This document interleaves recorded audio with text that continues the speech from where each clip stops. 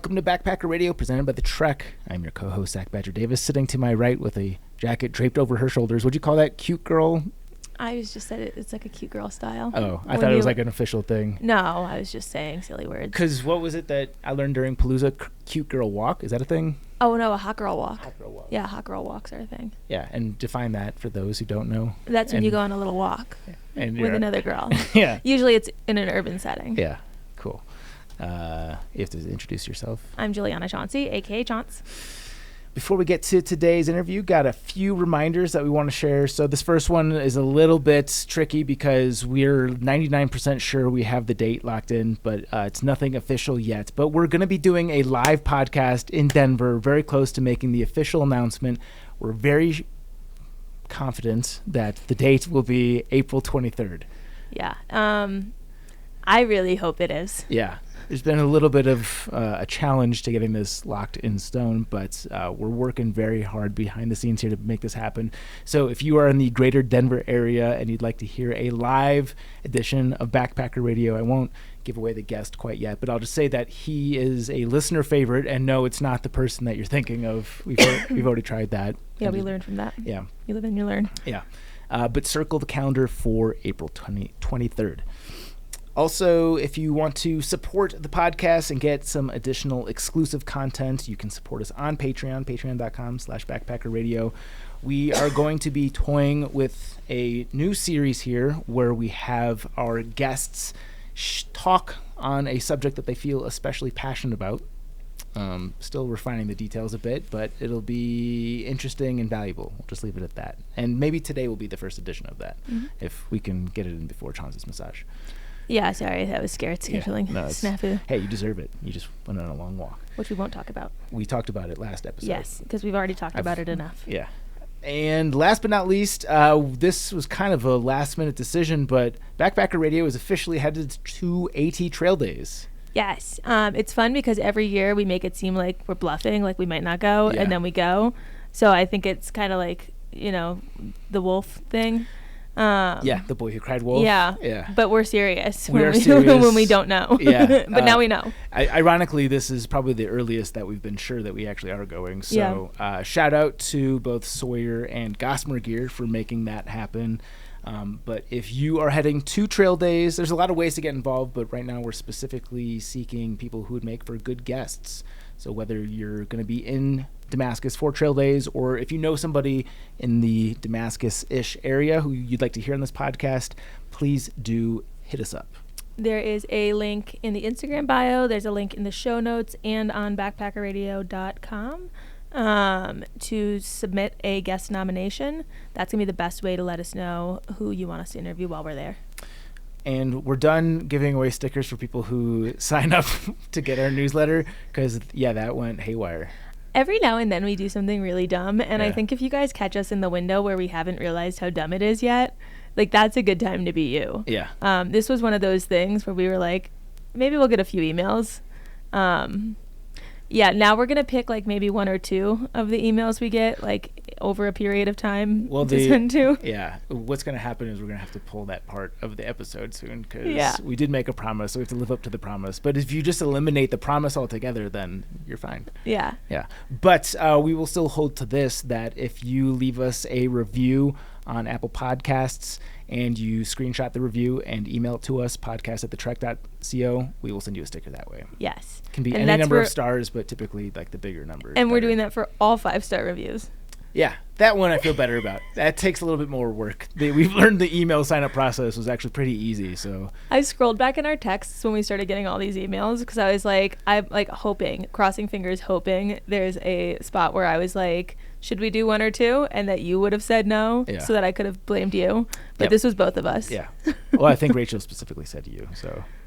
Yeah. Well. Rachel always takes your side. She does. I like that about Rachel. Speaking of people that take my side, I'm very excited to introduce today's guest. She is the managing editor for The Trek. It is Kelly Ibex Floro, a name you've heard many, many times on this podcast. I'm sure that you have been featured more than anyone else in Trek propaganda. Got a little bit more of your bio here.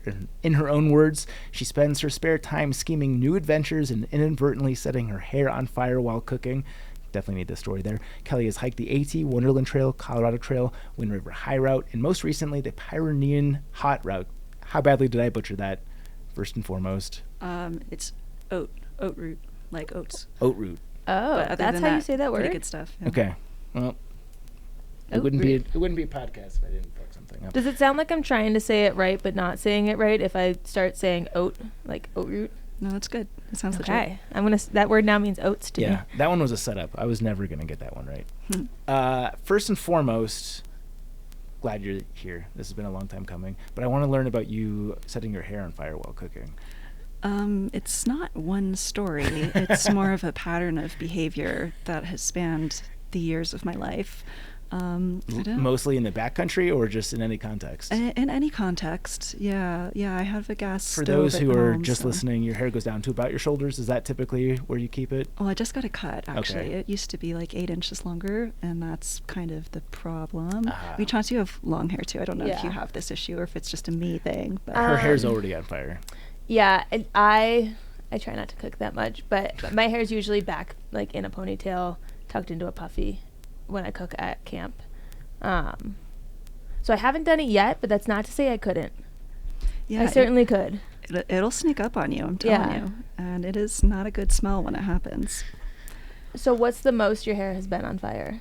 Well, so on fire, that's a dramatization. It doesn't really ignite. It just sort of melts, like nylon or something. So it just smells horrible, and then you have like a bunch of little gross, crunchy things hanging out at the end of your hair. I wonder if burnt head hair smells the same as burnt like hand hair, because I know that smell very well. I was gonna say, have you guys ever been in that like boredom phase of trail where like you and your trail fam are just like done getting to know each other, and like there's some break spot somewhere where you just like are holding a lighter and someone just starts singeing their leg hairs, and then you're all just kind of giggling, singeing your leg hairs? I've definitely done it a lot in life. I don't know if I've specifically done that as a way to pass time on trail, though. It's kind of fun. Yeah. I do. I'm addicted to the smell of my own burning hair. I don't think I could handle somebody else's burning hair. Yeah, it's a weird thing. That is really weird. Yeah. I like it. It's like the way someone likes the smell of their own farts. I like my own burnt hair. And I get it a lot. Every time I turn on the grill, like a flame comes out, and I generally am very hairy. The times I don't have hair in my hand is because they've been recently singed. So I can definitely relate to where you're coming from there. Oh, man, we're like the same person. Yeah. So we've got some questions here. Sort of strange coming from me, but I'll ask the first one. How do you like working for Zach? Oh, man. No pressure. So much this pressure. This is going to be fun for me. I know. It's good stuff. It's good. 5 stars would definitely do again. Cool. We'll get you a sticker. What would you rate Zach's top 3 traits as a managerial role over you, and then his worst 3 traits? 3's a lot. Okay, the 3 best, and yeah, that is a lot. I know. For worst, it's easier, but yeah, I could do that one. Oh no, I think best is actually significantly easier, but you just have so many. Yeah, best. You're super laid back, I would say. You definitely roll with the punches. Like, I think I asked for half a year's leave and gave you like maybe 4 months notice, and you're like, yeah, you made me an offer I couldn't refuse in that scenario, but yes. Yeah, well, Could you also tell my wife that I'm laid back, because she might not agree with that assessment? Really, that's funny. That's interesting. Yeah, well, I'm not 3 screaming children, so that's hopefully true. I try not to be anyway. True. So that probably makes a difference. Yeah, I don't know, laid back, flexible, and a good leader, a good communicator also. Worst 3 traits. Like, oh man, I'm in dangerous territory here. I'm gonna open Gusto right now. No.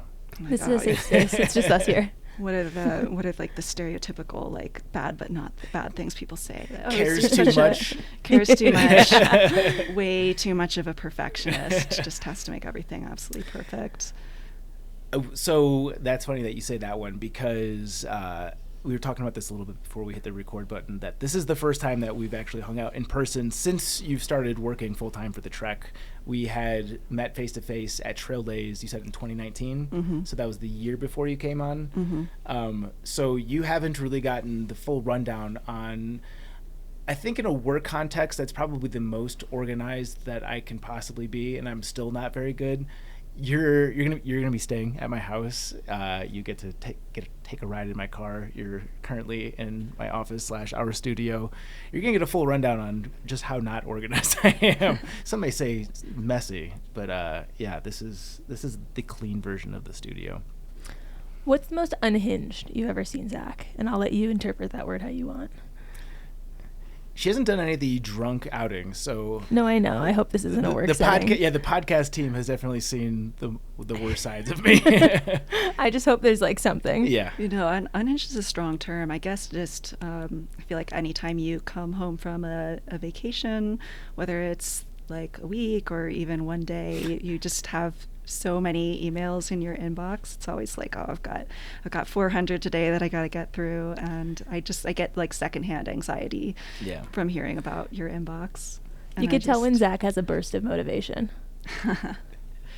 Get a lot of replies, replies all at once. Yeah. No, Kelly's definitely privy to my inbox anxiety, which if I leave for any amount of time, I just spend half a day just going through and archiving the things that I don't need to respond to, and there's usually several hundred of those. So ew. Yeah, it's pretty gross. I hate that. It's pretty gross. It doesn't matter how many things I spam or unsubscribe from; they just keep coming back. That is true. Yeah. I get a lot of cold emails that I never imagined I would receive. Yeah. Any other uncomfortable work No, I'm questions satisfied for now. I'm going to sprinkle them in as we go. Okay, cool. So let's give the full rundown. You've been the managing editor since spring 2020, summer? Since August 2020. August is spring. We all know that. Obviously had some big shoes to fill following Maggie Slepian, who will be a future episode, and we're going to be meeting her tonight too. But yeah, I'm just giving you a fuller introduction here because I think it's necessary. But you came on as a writer for us in 2018? Yeah, I think it was either late 2018 or early 2019. Yeah. And I just remember there's another contributor on the website who I think fits the description now. You probably know who I'm talking about. You would always turn things in much faster than the deadline, and you would always like way exceed expectations. Like that was your hallmark. It was always twice what the expectation of the article was and twice as fast as what the deadline was. So, when Maggie reached the end of her tenure, it was a laborious search. I think we had over 100 people apply for the editor position, but I was very happy that your name was in the ring because I was hoping that you'd be the person, and you've done a magnificent job since. Okay, enough of me kissing your butt. Let's ask some hard-hitting backpacking questions. What do you think? All right, I'm ready.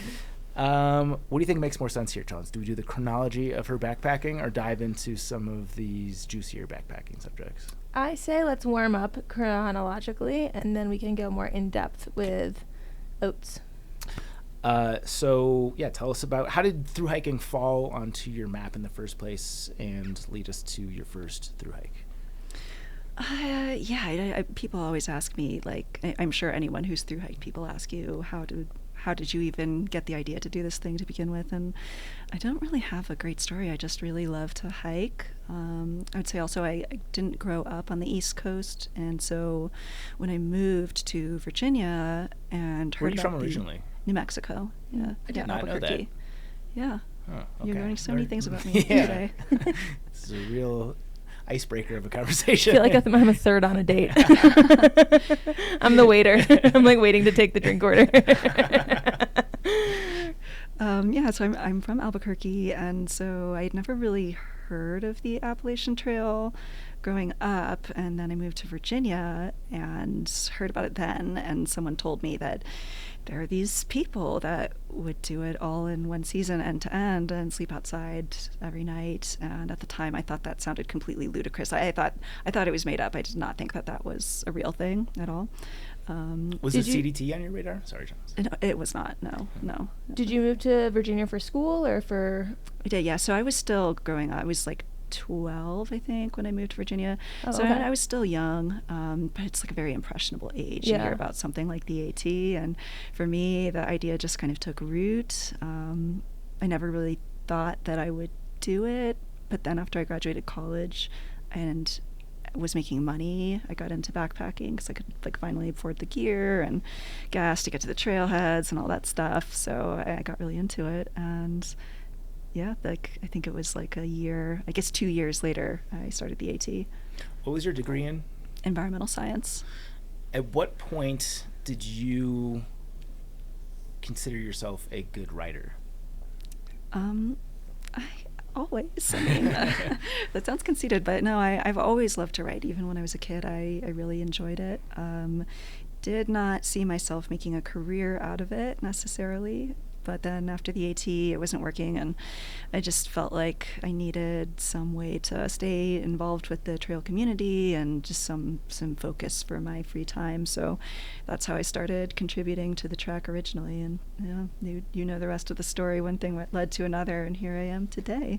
Did you blog your AT hike? Yes, but not for the trek. Okay. Fired. Do you have jumping around here, but do you have tips for someone who wants to blog their hike? Because for me, my introduction to the trek was, I want to blog my hike. Here's an easy way where I don't have to like build a website to host it. I can just, submit it here. People can go follow it. And I got approximately 2 days on trail and sent an email, and I was like, I'm not typing at night. Like, I'll do video. Did you email me? I think I messaged you. Oh. It was in I think it was in Idlewild. I sent you the message, and I was like, hey, I'm making videos anyway. Like, I'm happy to submit like a video, but like I'm not typing. Yeah. It's just like not something that's going to happen for me. It's funny because no one ever emails or like says anything when they drop off from blogging, even though it's probably in the range of like 50% of people who sign up end up not doing it. And I'm like very explicit in our... Well, you let me switch to vlogging, and I like to take the role of your first vlogger because... Were you? I think so. You guys didn't have anything set up for it at the time. I was just like, I'm making these videos anyway. Is there a way that we could post these? And you were like, I don't know. We could figure out how to do it. Yeah. So I would submit like the video file uploaded, and I think Maggie or someone would like actually make the post. Wow. And then it was linked to my YouTube because you guys didn't have a YouTube. Yeah.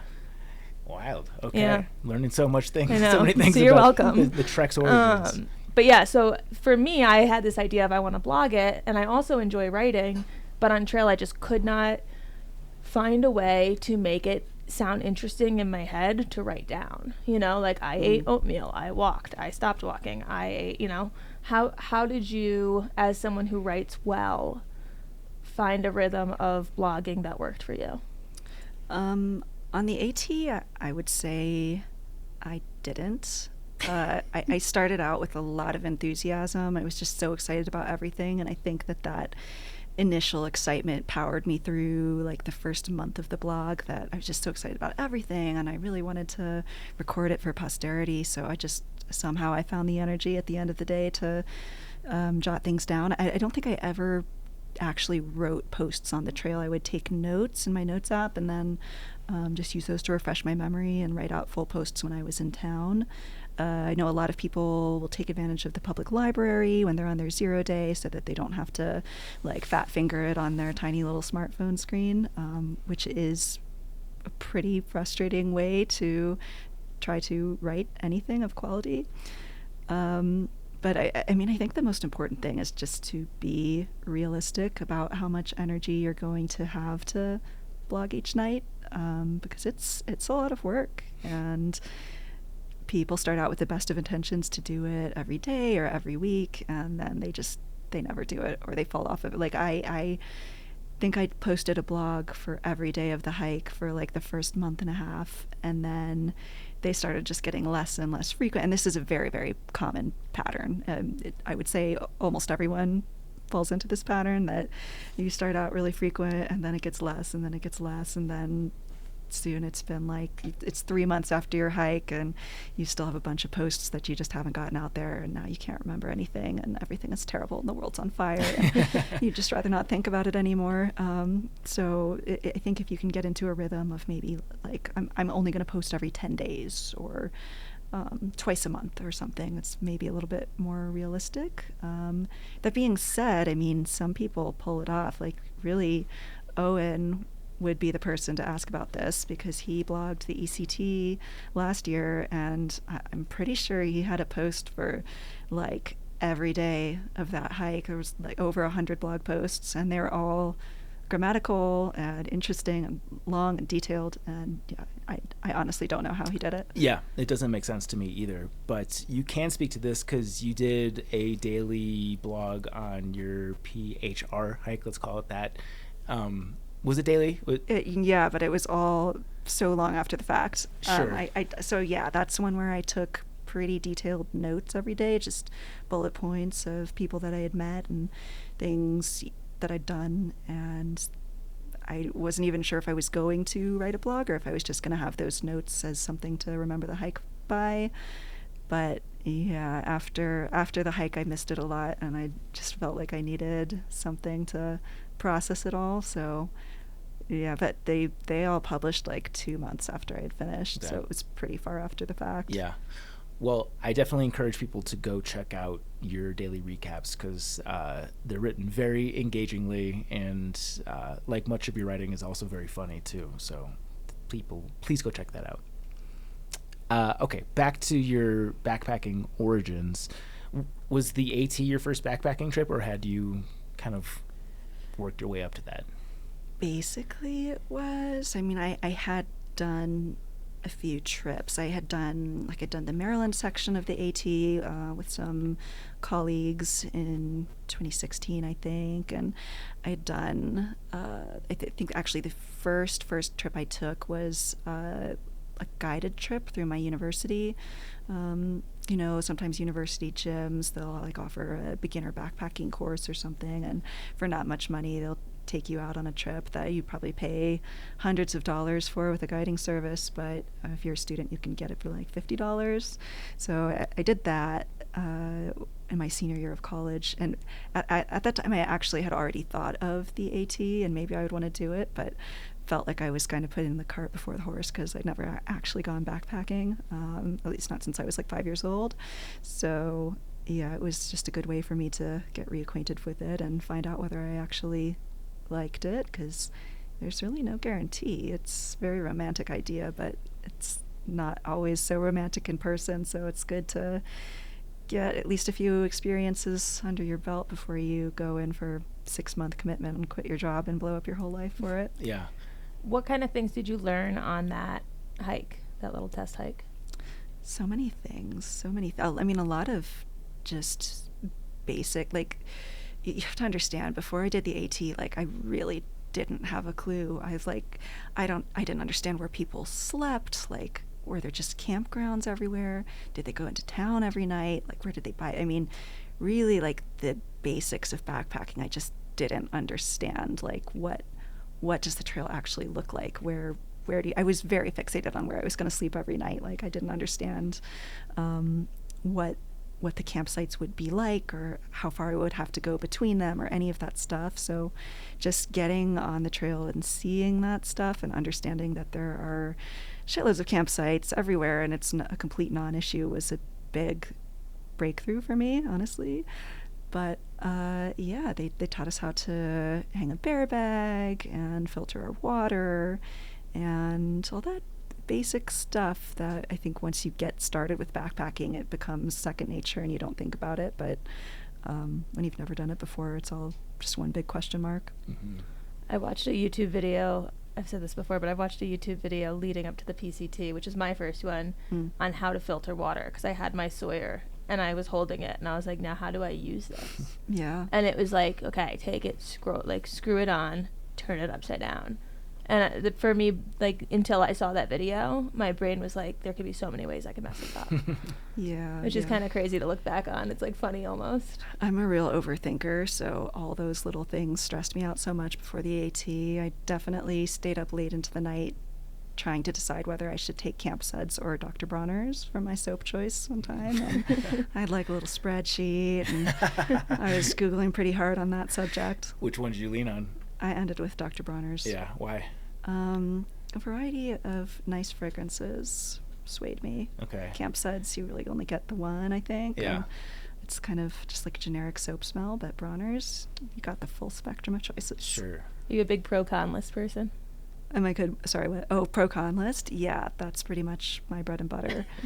anyone who reads my articles probably has picked up on that fact. There's a lot of pro-con lists. So how old were you when you hiked the AT in 2018? How many years out of school were you? I was 23 going on 24, so 2 years out of school. Okay. What was your thinking in terms of your career at that point? Because it's usually like fresh out of college is the time to strike, and then 2 years after, once you've gotten into your career a bit, is typically a trickier situation. Yeah, I was talking to someone about this recently, actually, and I said to them, I feel really fortunate that I was a bit of an idiot when I was 23 and made the choice to hike this trail, because I had a government job and I had the opportunity to go to grad school that I passed on to hike the AT, and they would have paid for it. Yeah, it would have been a stipend and everything. So those were good career opportunities that I just completely did not appreciate their worth at the time, but I'm sort of grateful for that, because I really did want to hike the AT. It was an important goal for me, and it changed my life completely. I mean, basically nothing about my life is the same now as it was before. So if I had been too caught up in my government job and all that stuff, then I would never have reaped all these benefits. Was it more that you were so drawn to the AT, or did you dislike your job enough that you were willing to just throw everything into the wind, or a combination? No, the former. It was that I was drawn to the AT. My job had its moments, but I would say in general I actually quite liked it. I got to spend a lot of time outside in that job too, so it was good stuff. Very stressful though. Did your friends and family, like the people around you, share the enthusiasm you had for hiking the AT, or did you feel like you were kind of on an island trying to like validate this desire to other people? A bit of both. My parents both are/were backpackers, so they sort of got the appeal. But I guess I didn't realize that it would be hard for anyone else to get the appeal. Like, to me, to spend 6 months walking from point A to point B sounded so cool and awesome, and like, why wouldn't everyone want to do that? But yeah, definitely some of my friends and family were like, you couldn't pay me to do that. That sounds awful, and I don't understand why you're doing this at all. But people, I don't think everyone took it seriously when I said that I was going to do it. It's more like, oh yeah, you're going to hike the AT. That's nice. That's good for you. But maybe didn't think that I was really serious. But more or less, I felt pretty supported by my loved ones in doing it. Well, you've obviously hiked a lot since the AT. So there was a moment in the AT where you're like, I fucking love this. I can do this for a long time. Do you remember? Was that a specific point, or was that a gradual thing, or am I just putting words in your mouth right now? Day one. Day one, really? Yeah, that day quick? One. Yeah, I mean, I pretty much, as I said, I'd done a few shakedown hikes before, and those had all gone pretty well, and I came out of them always like wanting more. So I felt pretty confident. But yeah, once I actually got out there, I was pretty stoked on it. Were there it sounds like you were pretty prepared going in terms of like doing what you could to make sure you had your bases covered. Were there any things that still ended up surprising you, even with all the prep you did?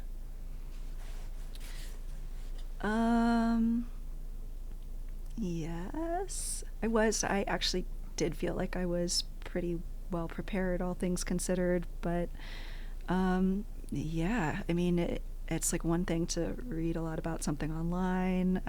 It's another thing to do a 2 or 3 day hike, but it's a whole third thing to do the whole thing. I guess maybe the thing that surprised me the most is that I felt like I would get stronger and that things would get easier as I went along, and that like did not. I mean, maybe I guess I did get stronger, but I didn't feel stronger. I just felt more and more fragile the further north I got, more and more exhausted, and just like the cumulative effect of all those miles really built up on me. So yeah, it did not get easier at all, basically at any point.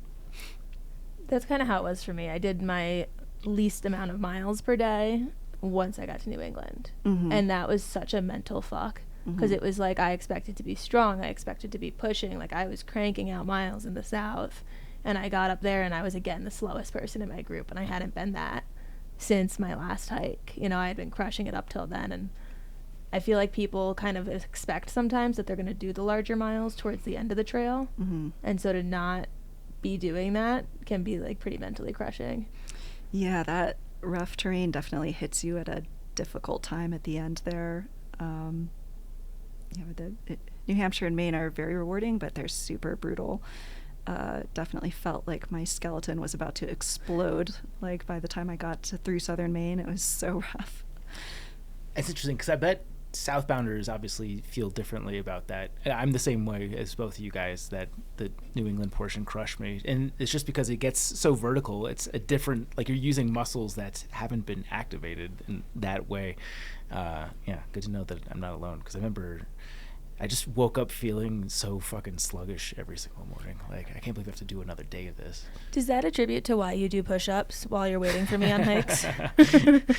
Guilty as charged. Yeah, that helps for sure. But is that like something that led into you starting to do that? Was like, I was doing that on the AT too. I just didn't want to be the stereotype of a male hiker that like loses all of their upper body muscle mass. So like, I actually, on the AT more so than any other hike, I was actually pretty disciplined. I would try to do 100 push-ups.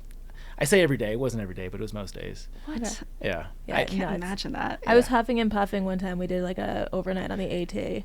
And I finally caught up to where he was waiting for me, and he was doing push-ups. And I was like, this is just rubbing it in at this point that I'm like not in as good shape. That was honestly more so just boredom. I had hiked very fast at that point. waiting on me. Boredom. Yeah. That's me flexing. Okay, so I see that you had to deal with poison ivy on the AT. What happened there? I did. I had been exposed to poison ivy a bunch of times.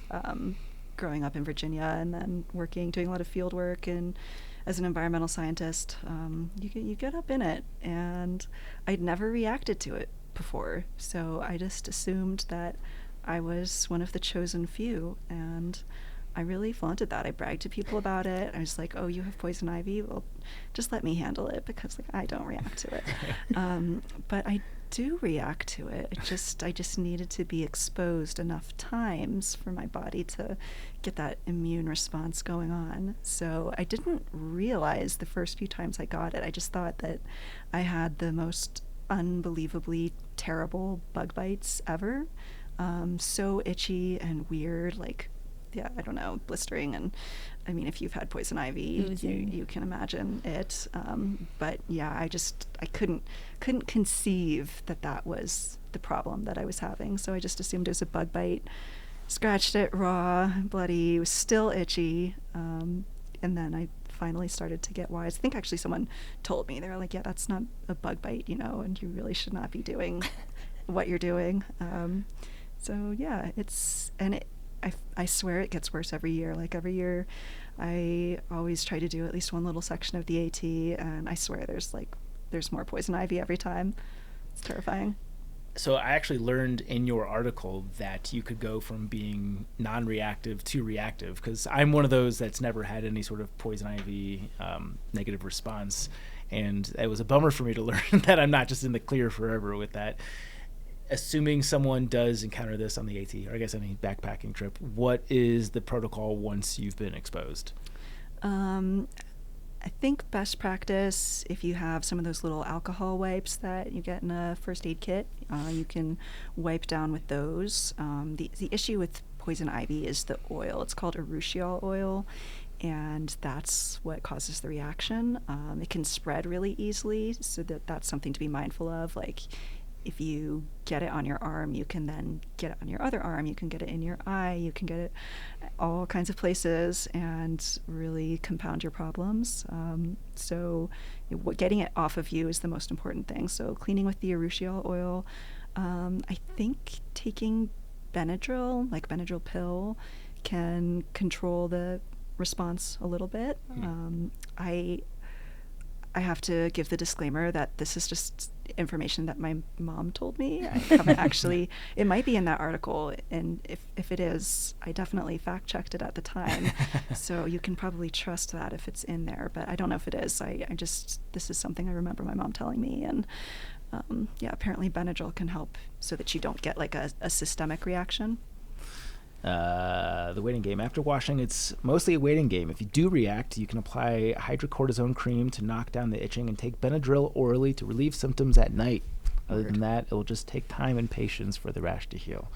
Is it fun for me to read your words to you in an interview? It's super uncomfortable, but I'm into it. Yeah, nice. I am not you two. I was calamine kid growing up. Like, I was always like out in the woods behind my neighbor's house getting poison ivy, and then I'd get rid of it just in time to get it back. So I was like that like hyper kid running around covered in pink calamine lotion all the time.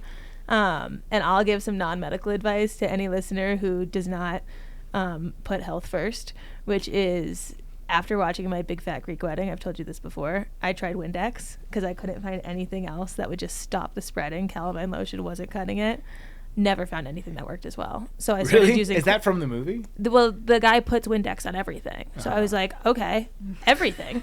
And then I also tried Clorox, which you can also get, like, if you're looking for wet wipes in a gas station, you can find Clorox wipes. Oh, a dream. Yeah. What it does to your body, can't tell you.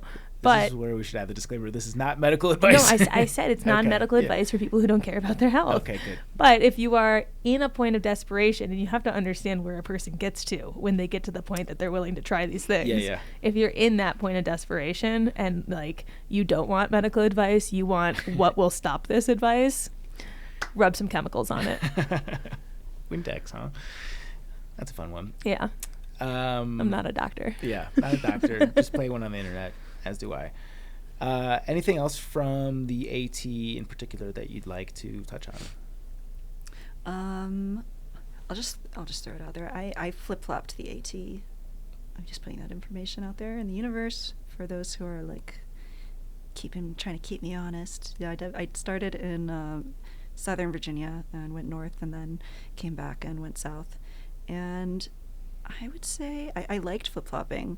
I did it to lessen the crowding on the trail. I guess it's the kind of the ATC's recommended thing. So many people start from Springer around the same time, and they start around the same time, of course, because that's like the best weather window. But if you start north of Springer, you can still get a good weather window and just not have all the crowds. So I did it for that reason. And this was another thing that surprised me quite a bit. I think flip-flopping definitely was easier for me overall than just like starting at Springer. Like the terrain is so much easier if you start a little bit further north, and the weather window is a little more favorable. But psychologically, it was a real trip. Like, it was so hard to make all these northbound friends and then summit Katahdin with them, and they're all celebrating being done with their hike. Champagne. And I still had over 700 miles to go, and I wasn't prepared for how mentally difficult that would be, and then to leave them all behind and then go do some more hiking by myself. And I really didn't want to. Like, there was a big part of me that just wanted to call it a long section hike and just be done with everyone else. Grateful that I didn't, but for any of you dear listeners who are thinking about flip-flopping, just another thing to consider. Yeah. Did you make Sobo pals on the southbound portion? I did. Yeah, I did. It was much quieter. There weren't many people out there, but they were good folks, the ones that were out there. What are the logistics of getting from Katahdin back to, where did you start, Harper's Ferry? I started just like a random place in Southern Virginia. It was close to McAfee Knob, though. Okay. How is the logistics getting from Katahdin to a random place in Southern Virginia? Because for me, getting off Katahdin and back to New York was hell. Yeah. For me, I kind of lucked out. A friend, so I had met my partner at the time on the AT, and he had a friend coming to pick him up from Katahdin, so I was able to benefit from that ride to get off the mountain. And then this was 2018, and I want to say it was Hurricane Florence was hitting. We finished around the beginning of September, and then there were like all these hurricanes. Hurricane Florence like flooded the trail, really devastated a lot of the southern sections of the trail, and it was pretty bad. So a lot of the southbound people were off trail for quite a few, some for up to 2 weeks, just because it was so bad out there. So for me, it just made sense to take a little trail vacation in the middle there before I flipped south. And then, yeah, my parents are in Virginia, so they were able to get me a ride back to the trail when I was ready to start. Do you think that trail vacation helped with the mindset of getting back on, or did it make it harder? I think it made it harder. Yeah, for other, I mean, there were extenuating circumstances. I had a lot of stuff going on in my personal life at that time. So then taking a little break from the trail and having to deal with all these personal issues that I've been like kind of running away from for the last few months wasn't great.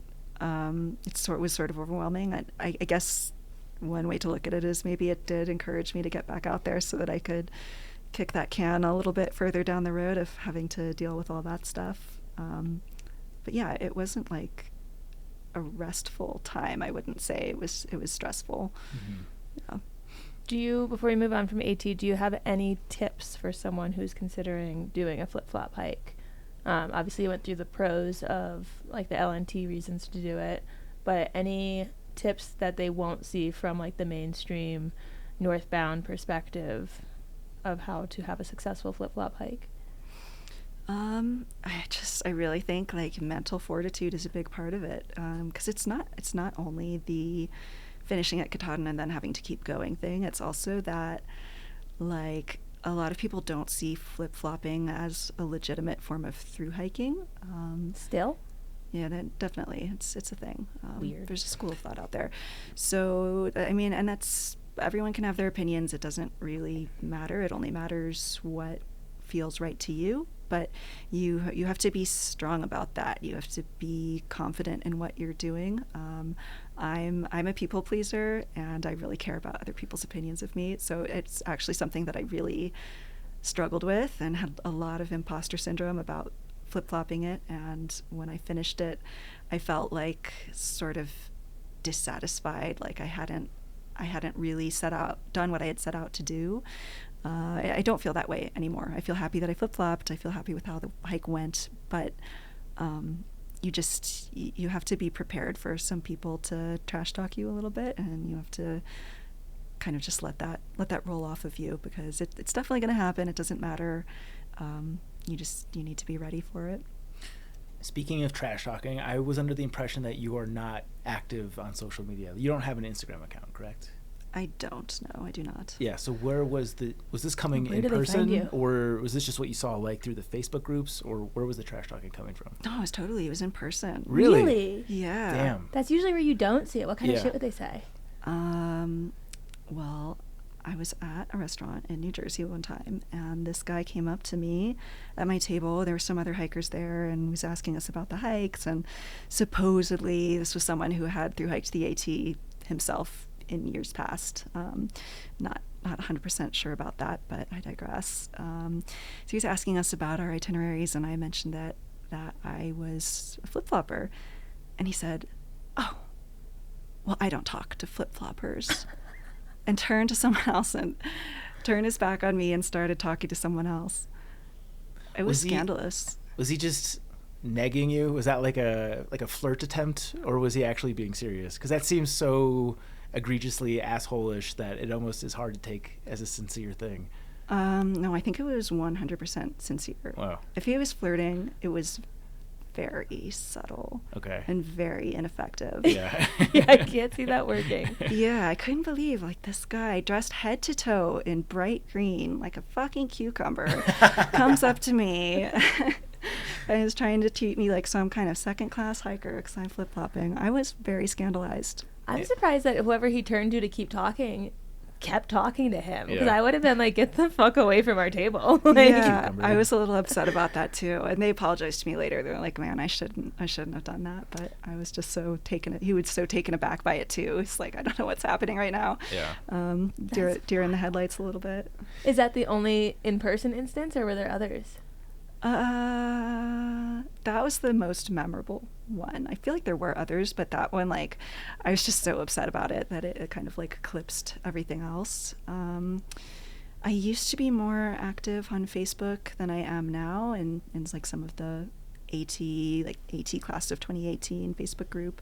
And you can get some trolling in all directions on those groups. Anyone who's been on them probably is aware that there can be some heated debates on those groups, and so I probably internalized some of people's comments on there as well.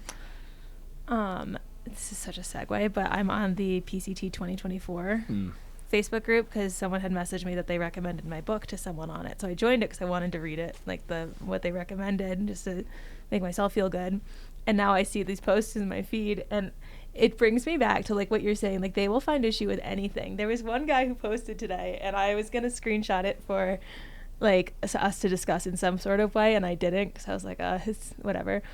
But now that it's kind of relevant to the topic, he made a post that was like, can someone explain to me why people always like to eat gummies on trail? And it was so hard for me to not comment on this as someone who's not hiking in 2024. But he was like, why do people eat like gummies on trail? They have no nutritional value, trying to understand. And then there's like 150 comments. And in every comment that like someone's explaining why, he's like coming back at them. He's like, well, they have no nutritional value. They're not good for you, da da da da da. And people are like, why are you asking this if you just want to put down any answer? Like you're just here to argue with people. Yeah. And that's always, I feel like that's the theme of the Facebook groups. Mm-hmm. Good way to waste time and come out feeling much worse than you went into it. Yeah, but like anything, like gummies. Yeah. You know? It's, there's no rationalizing Wild. the person that doesn't understand eating candy. What they don't understand. Yeah. So it sounds like you're speaking highly of your flip-flop experience. So if somebody was coming to you asking if they should do a flip-flop AT hike, would you encourage them to do so? And let's put aside the conservation reasons for doing so. Are there other reasons why you think it's a superior form of thru hiking? I think you can maximize your weather window for sure. It makes it a lot easier to make it to Katahdin in good time, and then flip south like while it's still pretty good weather. Like I started in April, took my time and made it to Katahdin at the beginning of September, took some time off, and then made it to Springer. Like it took actually a significant amount of time off, and for various reasons, both like during the northern leg and then before I started the southern leg.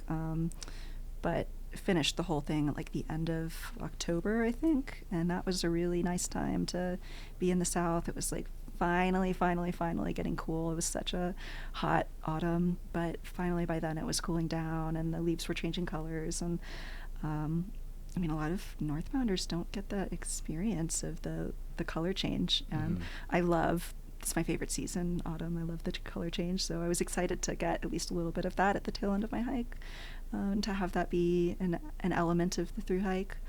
Would I recommend it? I would say it's not for everyone, and I would also say if I were to hike the AT again, I would like to just do it as a pure like Springer to Katahdin. I say pure in the sense of point A to point B, not like continuous footpath necessarily. Just because I don't know, it's romantic, and I would do it. Yeah. But it is a good option. I think it's also, flip-flopping can mean a lot of things. If you do the traditional like starting and flipping from Harper's Ferry, that's a good choice. If you have like a lot of knee issues, or you're coming in not the best shape, because that's a pretty relatively flat section of the trail, you won't have as much steep stuff to start, so you can kind of hike yourself into shape, and it's a little bit less traumatic than when you're starting from Springer and you have the big mountains of Georgia to contend with. Yeah, that's really good advice. I hadn't considered that. Okay, cool. Lots to talk about here. Gonna kind of yada yada the Wonderland Trail. We've talked about that a good deal in the past. Colorado Trail we've talked a lot about, and we've got a Colorado Trail specific episode upcoming. Though that said, you did a really awesome content series from your Colorado Trail thru hike. So did you do it in two pieces, or did you do a thru hike and a section hike? So I started hiking it in 2020 the first time, because it was like one of the few trails in 2020 that wasn't a complete logistical nightmare with COVID to get into and out of towns without having to have a lot of contact with people. And the Colorado Trail Foundation had not recommended people to not hike, I believe. So I was hiking that, but then I was also applying for the trek job at the same time. I think you might remember that I did my interview from Copper Mountain Resort on a 0 day. Yeah. I think you asked me, because I had mentioned that I was applying on my smartphone, and sorry if there were any little typos in the application, and you asked me, like, just to clarify, do you have a computer? It's a Zach question, but also a fair question for an editorial position. As an employer, that's a good one. Yeah, it's important information to know for sure. But so then when I got the job, I had to get off. So I took you off the trail. You did. Sorry. You did. But then you let me get back on. And then, so you did it in full the next year, right? Starting at Waterton Canyon. Correct. Yeah, correct. okay. Yeah. So I redeemed myself. I'm trying to think if there's anything worth covering here, because like I said, you did that awesome, it was like a 4 or 5 part series, something like that. Yeah. Maybe more. It was a lot. Yeah. You basically broke down every element of through hiking the Colorado Trail. I'll definitely be leaning on that when we do our Colorado Trail episode upcoming, even though I've hiked it. You just obviously do such an organized and thought out job.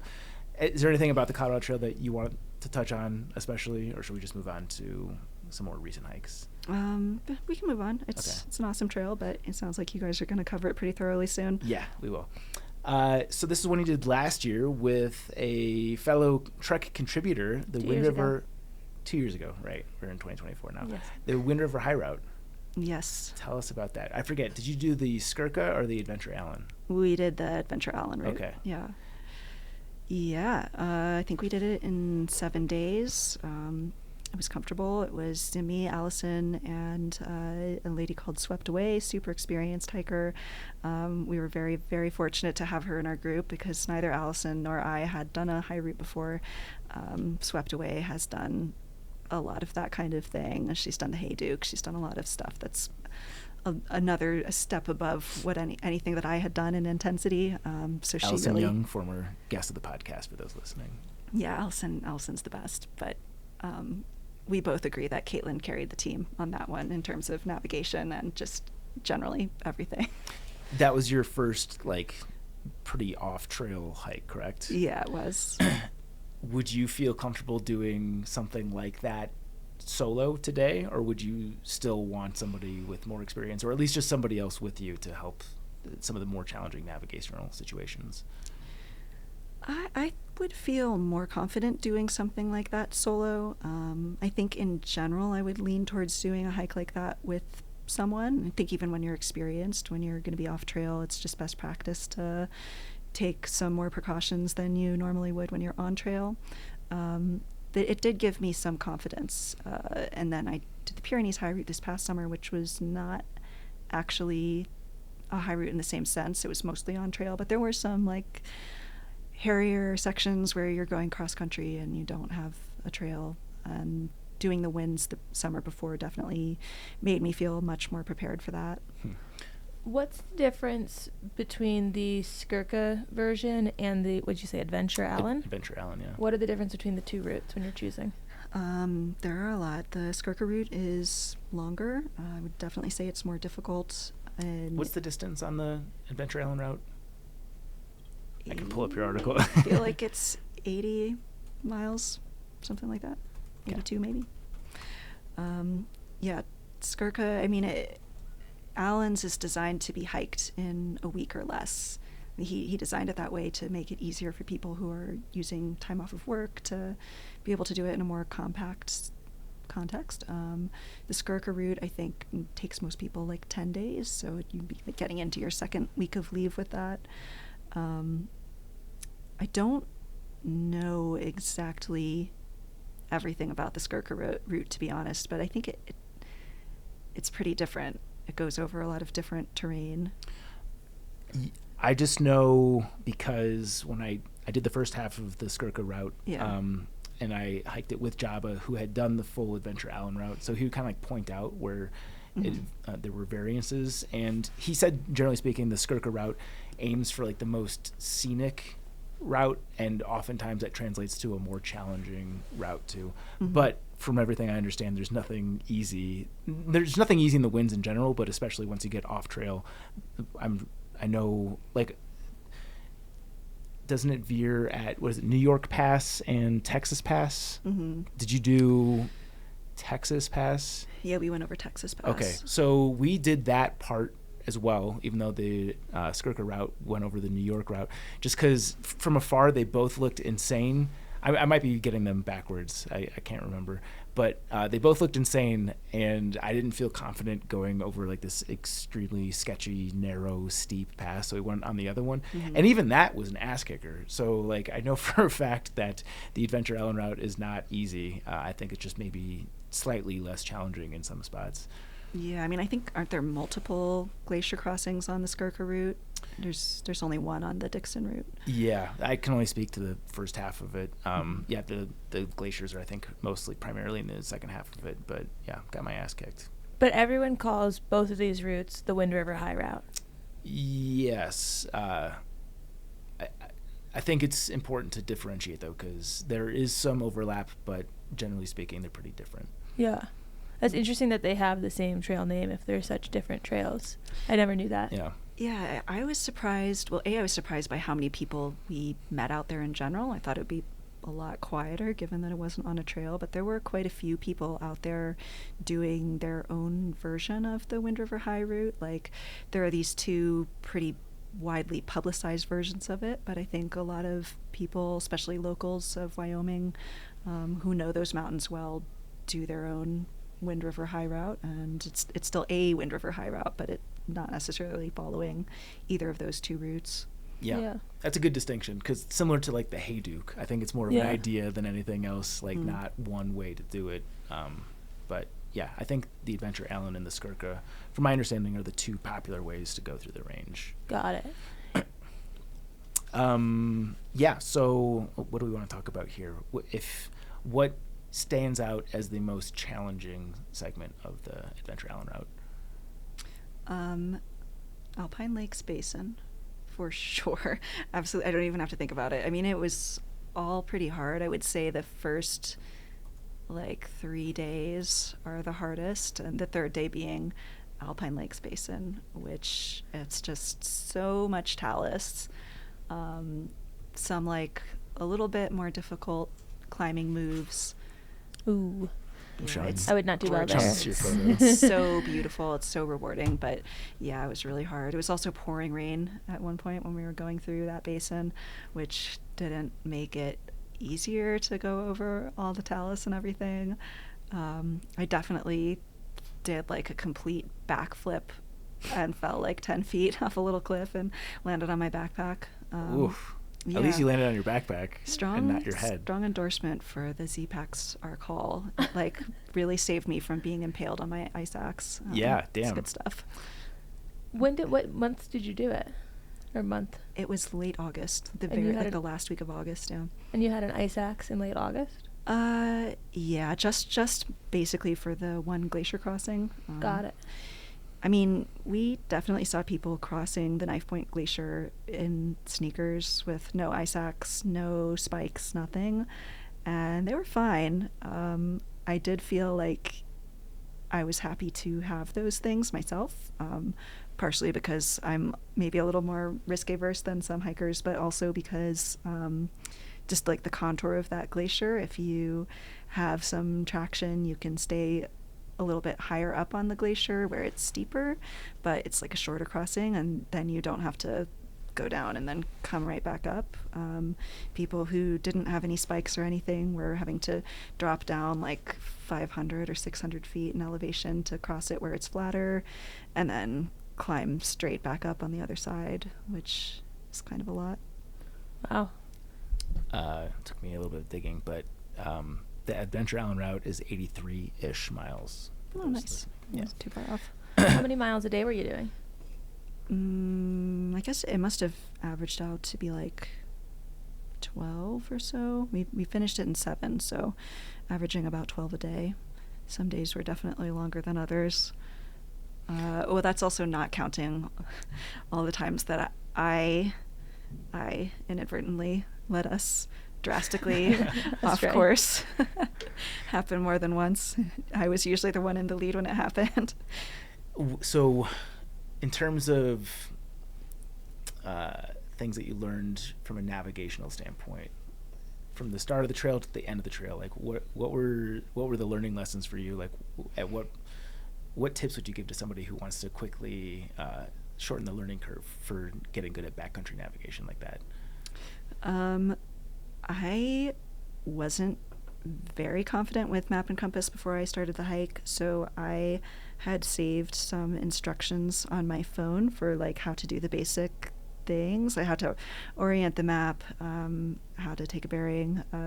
REI blog has pretty good like step-by-step how to do all the things that you need with map and compass, and I had studied those things and practiced them before the hike, but it's like different when you're actually doing it for real, and I wasn't confident, so I had those instructions saved as a screenshot and I would reference them. I have to be honest, we didn't use the map and compass a whole lot on that hike. We had GPX points. We were all using Gaia GPS, and that was our primary navigation. I think my biggest learning with that one was that if the little dot says that you are not on the line on Gaia, you need to believe that that's true. Like, I definitely had the tendency to think like, oh, well, it's showing us pretty close to the line, so it's probably just, it's not very accurate. Yeah. And actually, I'm right. A cliff yeah, and just a slight difference there can really mean a lot of pain and suffering for the hiker who has gone astray. So yeah, just trust Gaia GPS. It's probably not lying to you if it says you're not on course. Yeah. How do you catch yourself realizing I might not be on course anymore? Because on a typical blaze trail, usually you don't see a blaze for a little bit and you're like, well, that's unusual, right? And then you check your map and you realize this was not the way to go. If you're doing a route that is like not as established and doesn't have as well, even kicked in of a footpath, what are the signs that you're not in the right place? It's definitely not as easy, but even on a high route, there are easy ways to go and there are hard ways to go, or there are hard ways to go and there are impossible ways to go. And so if you're cliffing out all the time, or you're going through like just bunches and bunches of willows and like really overgrown vegetation, not a great sign. If you know that you're supposed to be basically staying on one contour and suddenly you're like below tree line and you're beelining for a valley, that would be a good time to take stock. Like, I definitely let us like almost all the way down to the CDT accidentally one time. Sorry guys, again. And it was so steep, like this super eroded slope, like below tree line, really, really sketchy. Like, even for a high route, it seemed ridiculous to imagine that anyone would actually choose to route others or themselves that way. And but I was just so convinced that we should be going downhill. I think I was just done climbing. I was ready to go downhill a little bit. So did you have to double back on the same route? Yes, we did. Oof. Yes. Yeah, I thought it was steep going down. So what are the navigational instructions for Adventure Allen's route? And did you use the resources provided? Because I remember for Skirka, he sells a guide on his website, and it gives you like pretty vague descriptions at various points. He intentionally leaves lots of gaps so you can kind of like figure it out. Like, he doesn't want to spell out everything for you. And yeah, you're constantly having to make decisions and sometimes guesses. Is that similar with the Adventure Allen route? I would say Allen's descriptions are pretty thorough, to be honest. So I printed out his written description of the whole route. I had paper maps from CalTopo. I had the GPX points, and then I also had Allen's pictures of all the passes, which was really helpful just to be able to look and say, yeah, that is definitely Knapsack Col. This is whatever, blah, blah, blah. I can't remember the names of any of the passes now, but it was really helpful to have that visual aid so that when I was looking at something, it just gave me a little bit more confidence that what I thought I was seeing was actually what I was seeing. So I had all that stuff. He's pretty thorough. think he had some kind of table that gave like his estimated walking time from one waypoint to the next. That was pretty helpful as well. Yeah, it's crazy just the amount of information that's needed for this style of hiking relative to the AT. The AT you could go out without ever having gone on a hiking trip in your life and get from Georgia to Maine, but something like this, like obviously there's a ton of research that is required to do this successfully. For a lot of people that get exposed to this style of backpacking, it ignites them to a new level to want to just get deeper into the mountaineering thing. Did not have that effect with me. I enjoyed it very much, and I now feel confident that should the opportunity present itself, I could go do similar style hiking, but it's not the first thing that I seek out. How would you describe your level of enjoyment with this style of hiking? I enjoyed it quite a bit. Yeah, I wasn't sure if I would. Thought it might be. Maybe you're sensing this theme. I'm kind of an anxious person, so I thought, well, being off trail all this time is definitely going to be a recipe for disaster for me. I'm going to be really on edge the whole time, but didn't feel that way. I really enjoyed the more open format, I guess, for being able to go check out whatever little landform I wanted to. Sometimes accidentally, but usually on purpose. And yeah, I wouldn't say I'm only going to do high routes now. I think that they definitely give you a new appreciation for the beauties of a really nice, well-maintained trail. But yeah, I'm definitely keen to do more off-trail stuff. Did you see any grizzlies? No grizzlies, no. No signs of grizzlies. I assume you had bear spray. Yeah. We all had bear spray, Ursacs. I think we all carried Ursacs. So yeah, they're still pretty rare, I think, in that they're like their range is expanding every year, so they'll, I imagine, get more and more common in the winds, but it's still kind of the outer reaches for them. Before we move on, any other tips or highlights or anything, somebody listening to this that wants to follow in your tracks, any like non-obvious advice? I was a little bit surprised at the time by the number of spiders in the talus, which I think they're called cross spiders, and it's like pretty common thing in talus, I guess. I've since seen it in a lot of different places, these spiders that like weave their webs between the boulders, but there were just so many of them, like hundreds and hundreds in a given talus field, and that was pretty horrific. So are they just big? Prepare yourselves. They're medium sized, like the size of a quarter, I would say. Are you having to touch their webs to like get across it, or can you guys just each do your own thing? Yeah, I didn't knowingly plow through any webs, which is good because more than I can say for other times in my life. But you definitely have to get like uncomfortably close to the spiders sometimes. How are the mosquitoes while you're out there? Because that area is notorious, but it's all about timing. Yeah, it's definitely all about timing. They were non-existent when we went at the end of August. Yeah, good. Spiders, yuck. Yeah, I remember when we started, we got breakfast the day before, and there was a CDT hiker coming out, and he said that the mosquitoes were hellacious, and I have the worst time with bugs, mosquitoes especially, and that just put a real sour mood in my mind.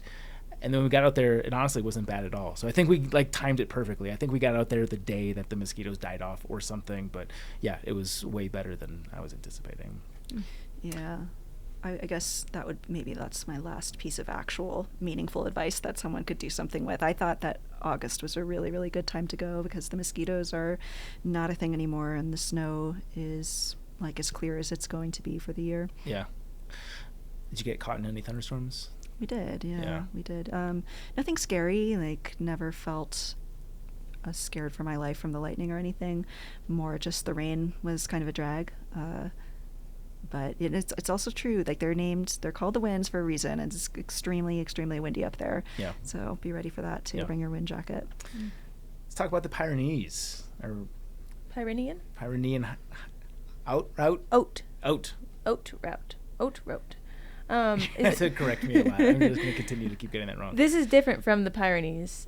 Pyrenees. This is the Pyrenees. Yeah, it's the same. It goes by many different names that are all almost the same, but slight variations. Okay, so this is what the Wind River High Route doesn't do, is give itself different names for the different variations. Well, it's more that the names are all slightly different, but they describe the same route in this case, actually. Oh, yeah. That's fun. It's a trail by many names. How did you pick this one to be the one to refer to it as, of the options available? It was like the most English friendly, I would say. Yeah. Is this one of the GRs?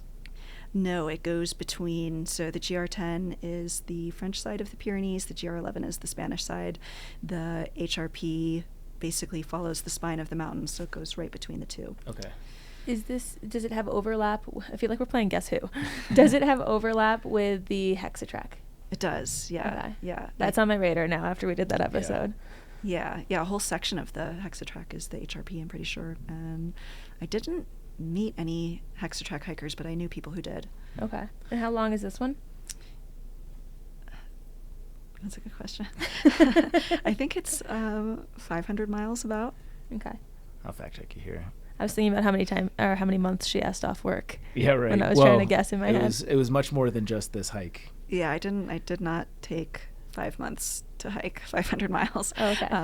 I just bopped around Europe after I was done with it. If I was in France and I had 5 months, I could make 500 miles last 5 months, I think. Yeah, it was glorious, and it's definitely one to take your time with, I would say. Yeah. Walk us through it. You're correct, 500 miles. Yeah, give us the geography. Give us all the fast facts about this route. Okay, it starts on the Atlantic, a town called Andai, and ends in a little resort town on the Mediterranean. It goes between the GR10 and the GR11, but it does share mileage with both of them at different times. They kind of all three braid together a little bit. There's a Cicerone guidebook for it that I would highly recommend anyone who's going to hike this to get. The author of that guidebook also has a Facebook page that he moderates for people who are interested in the route, and it's a really good place to do some research ahead of time and keep track of the conditions. Snow is an issue in those mountains. Like they're not like Rocky Mountains high. I think the high point is like 9,000 feet, but they definitely can still be snowbound at the high passes well into July in certain years. So something to pay attention to. I feel like the Rocky Mountain high level of like comparing what snow looks like in your mind is so deceiving, because in New England, like Katahdin's 6,000 feet, and that is just as you know, it's just like the Rockies. So is this a lot of scrambling and like mountains like that, or is this like lower elevation style mountains? And it's definitely pretty high. You spend a lot of time above tree line. Not all your time. I think there were only a few days where we didn't get below tree line at least once or twice during the day. But yeah, you also are above tree line at least a little bit pretty much every day, at least in the core of the route. It's really scenic. It's really beautiful. It's quite difficult. Like the elevation change on this trail is a lot. I can't remember exactly how much, but it's like 4,000 to 5,000 feet per day, easy, even if you're not like doing huge miles every day. So it's steep. And you said in our writer's chat that it was more elevation change per mile than even the AT, correct? Correct. Yeah. At one point I knew how much more. It's like 25% more or something. Mm-hmm. The AT's already pretty gosh dang steep, so that part was a lot. But yeah, I if you've hiked in Europe before, you've probably stopped at the refuges.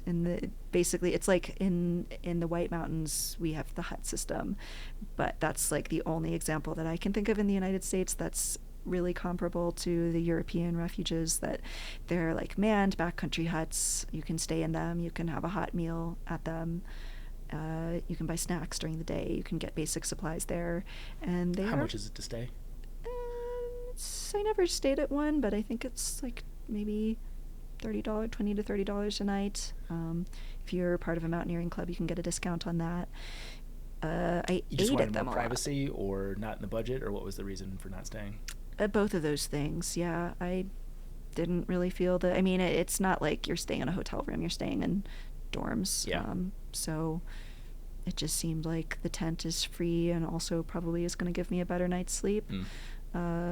there were definitely a few times that I wanted to stay in them if it was really cold or rainy, but they fill up quick. So if you haven't made a reservation ahead of time and then you're trying to get in because it's bad weather, it's probably not gonna work out for you, unfortunately. When you say ahead of time, how far ahead of time do you mean? I think in general it depends. It depends, like when, I think the Spanish summer holidays start in August, don't quote me on that, and when that happens, everything gets a lot more crowded.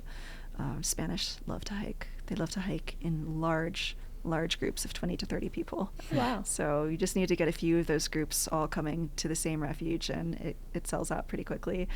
But I think in general, people were only booking like a couple days in advance, and it was still working out for them. So these are big places if they can hold 2 to 3 groups of 20 to 30. Some of them are, yeah. Everyone is different. The biggest one had, wow, I don't have my facts on this, guys. I don't have my facts, but the biggest one definitely had like at least 50 beds, I think. Wow. It was a massive structure. Okay. Totally Walk off topic, me through. but this is just a photo from her hike. Love it. Yeah. Walk me through how did you choose this? Because there's so many options in Europe. How did you choose this route? Why did you choose this route? And then as someone like with the mindset you had with the AT of like fixating on things that were foreign, like where do I sleep? My brain goes into that for anything that's in a different country. I don't know why, but my brain suddenly resets to 0, and I have no backpacking knowledge. I'm like, I don't know if I could do it. I don't know where to go, what to do, anything. How did you choose this route? Why this one? And then what kind of prep did you put into approaching it with to make sure that you were starting on the right foot? I chose it because of Allison Young, Blissful Hiker, same person that I did the Winds with in 2022. It was her idea originally to hike it, and I think I had also heard of it, and I texted her and I was like, have you heard of this really cool trail? Because she's hiked all over the world, and she had the guidebook, and she was planning to do it at some point in the next few years. And then we were both going to hike it in 2023, and it didn't work out for her to do it that year. But I decided to go ahead and take a shot at it anyway, with my partner at the time. And it was pretty last minute, as Zach can attest. We had been planning to go out and spend some time on the PCT. We were living in a van. He was gonna hike, and I was gonna like live in the van, meet him every few days, and then like hike with him on the weekends, and that way still be able to do the trek job, but be like at least close to the trail and like get some hiking in. But then it was such a snowy year, and like this and that, and it didn't seem like the PCT was going to work. So it seemed like it would be much less complicated to go to Europe and hike there instead. And to your question about like, how could I be absolutely freaking out about every little thing on the AT and still decide to go hike in Spain and France instead? I think for me, it actually made it easier for me to approach going to Europe, because like at least there would be this one thing that I know how to do, and that would give some structure to the trip. Like after we finished the trail, we kind of just bopped around and checked out other parts of front country Europe, and I felt much more intimidated and lost and confused doing that than I did on the HRP. Like HRP, it's just a through hike. I know how to do that. I know what I need to do basically every day, and that's just walk and resupply and get water. So it made it a little bit less intimidating for me. And then just for the listeners, when you say HRP, you're putting the Pyrenees at the end. So now it's Haute Route Pyrenees. Correct. Which is the HRP. Correct, yeah. So if you were abbreviating it in English, it would be PHR, but functionally everyone out there calls it HRP. Yeah. I'm going to call it the HRP from now on, just to save myself additional embarrassment.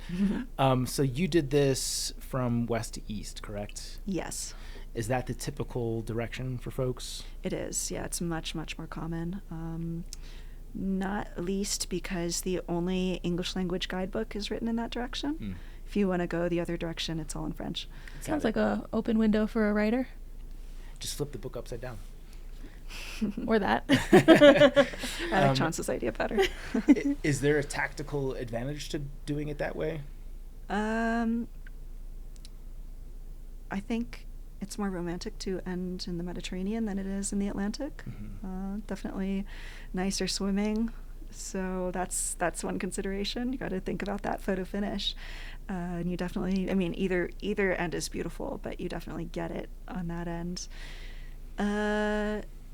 You maybe have a little bit longer of an approach to the high mountains if you start from the west and go east, as I did. You go through the Basque Country for a week to 10 days, and that gives you a little bit of a warm-up before you get into the really intense stuff. Gives the snow a little bit more time to melt if you're starting earlier in the season before you get into the high mountains. That's a good reason. Yeah, and I think, like, I was always off trail by sunset, so I never had to hike with the sun in my eyes. If you're starting in the west and hiking east and you're hiking in the mornings, you'll have the sun in your face every day when you're starting, so that's kind of annoying too.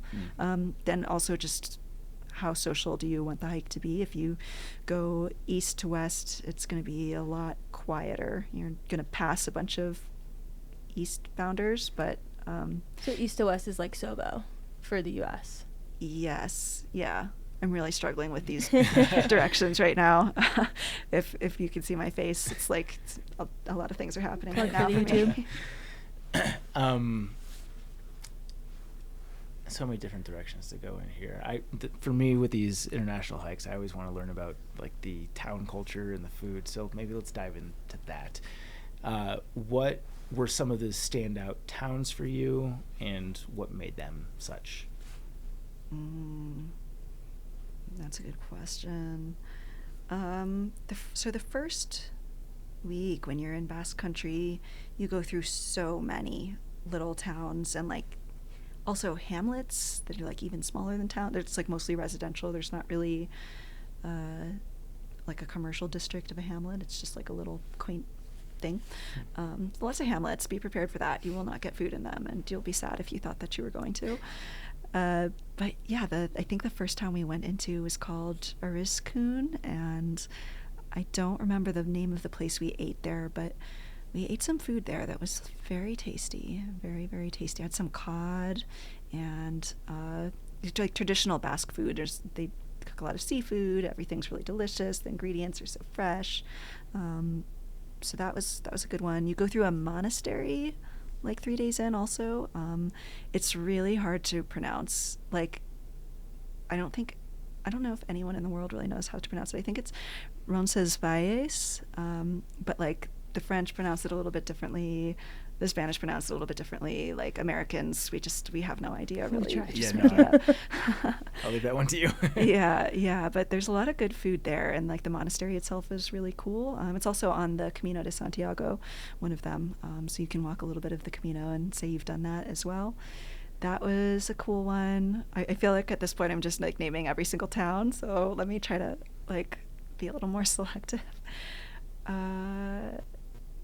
Yeah, Candanchu, it's not actually a town, it's a ski resort, but I don't know, off season it's not very expensive to stay there in like a super luxe hotel and be fancy for a few days. Liked that. Saw a lot of really cute sheep there too, so that was a definite advantage of that place. I remember that as a recurring theme from your blog posts was lots of interactions with livestock animals. There were so many. Yeah, there aren't really any wild animals in the Pyrenees, but there's lots of livestock. Yeah. Did it ever get aggressive or annoying? Or because I sensed annoyance in at least a couple of the posts.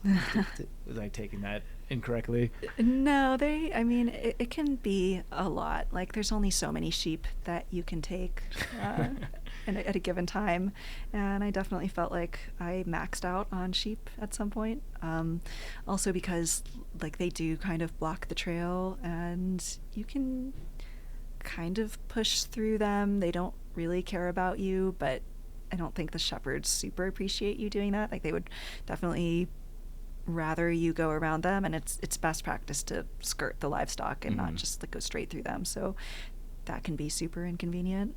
But they were never aggressive. The one thing you have to watch out for is the sheepdogs. because they can be like, all these flocks have sheepdogs that are guarding them, and they're not like trained to attack people, but they are trained to deter people from harming their sheep friends. So they can behave a little bit aggressively towards humans.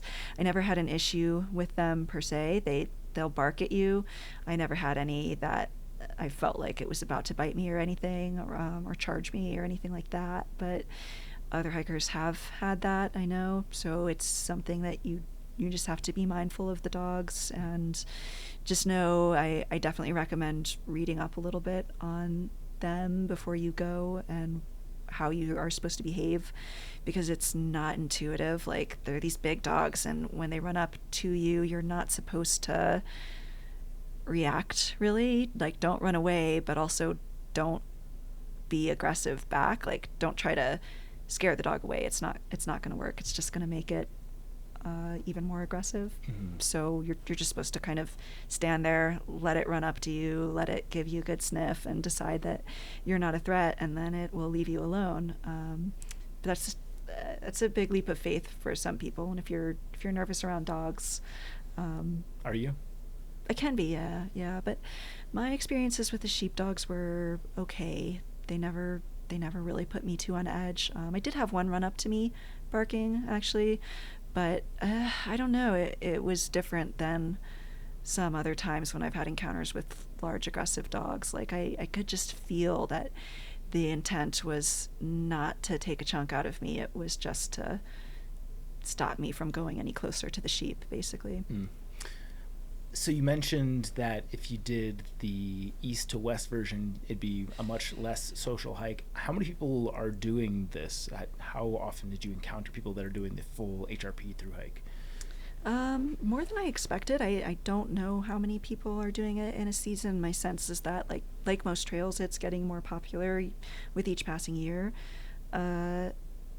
And the time of year that you go also matters a bit. The high season is definitely July and August. We started in mid-July, so we were pretty much with the bubble.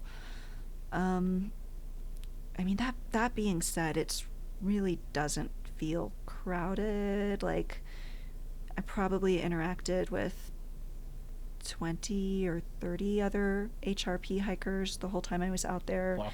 And I was aware of others, but just never crossed paths with them. Yeah.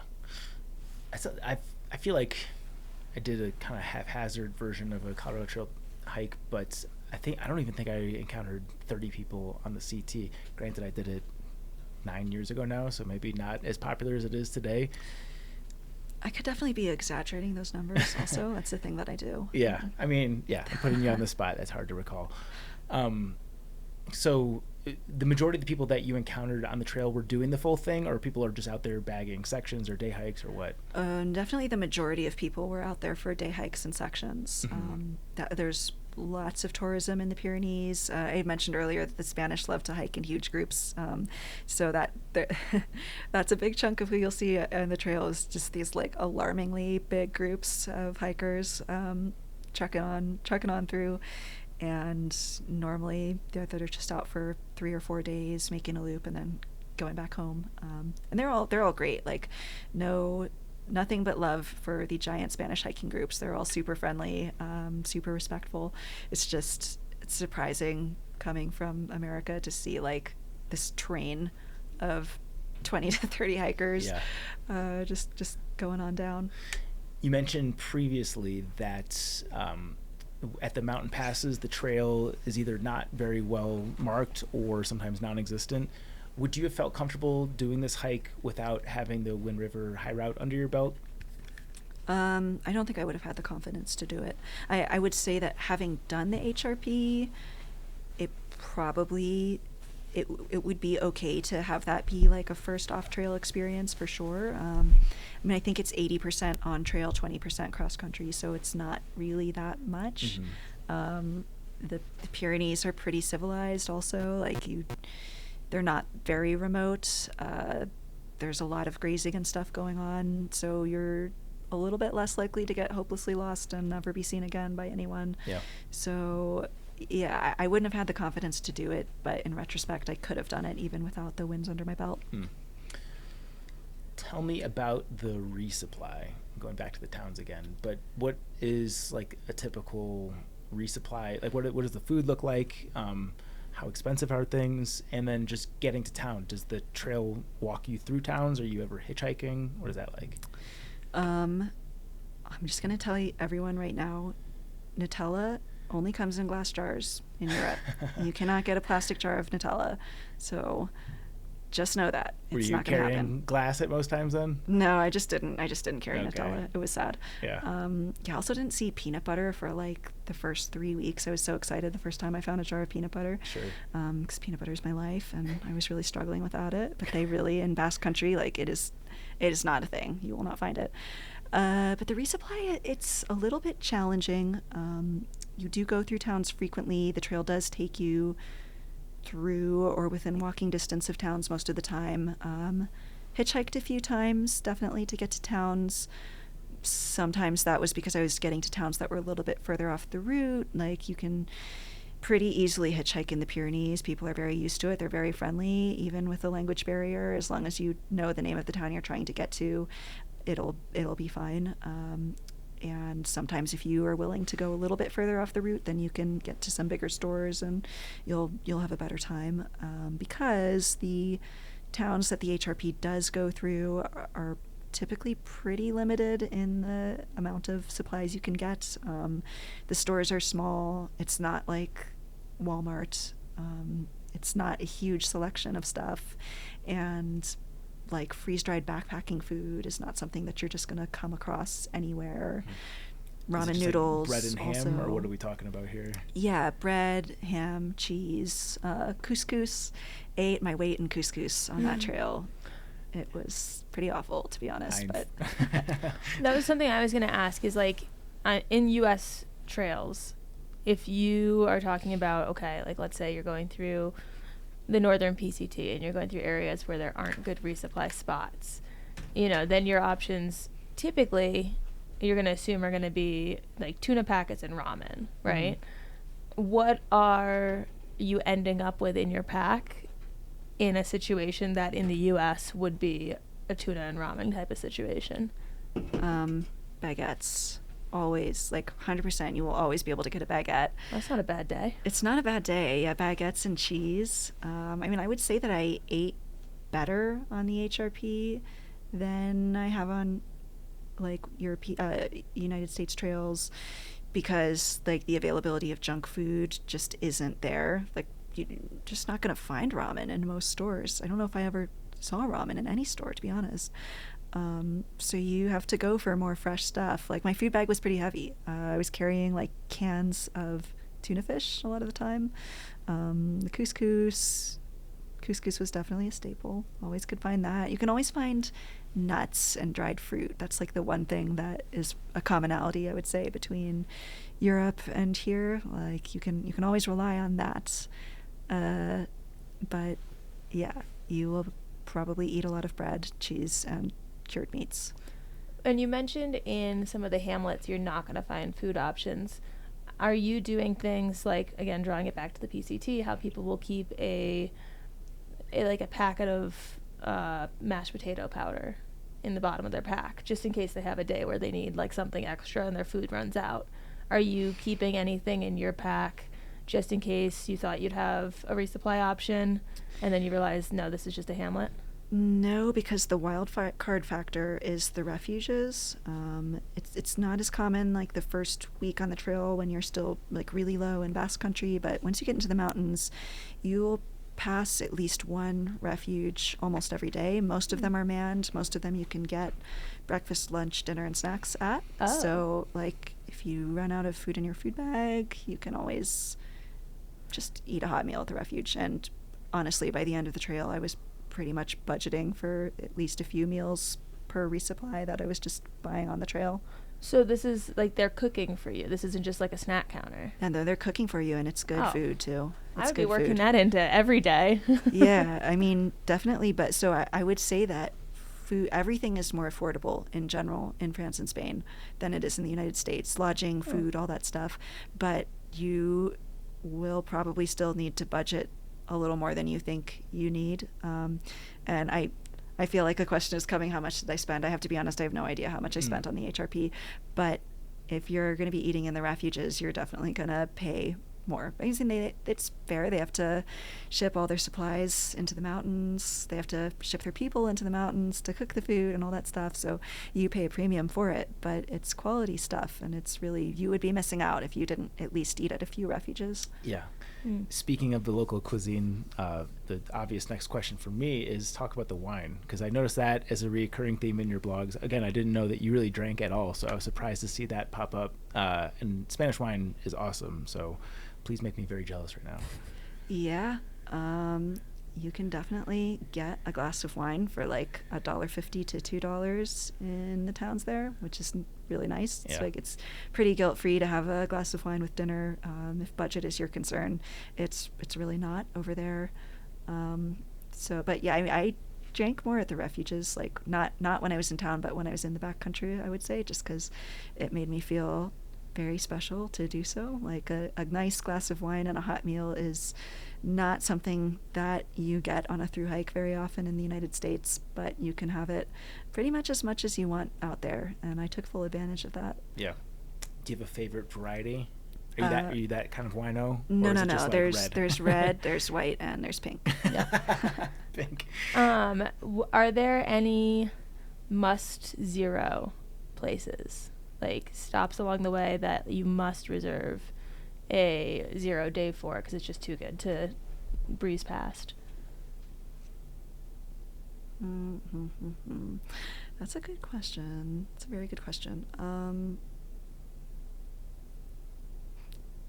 No, I would say they all have their charms.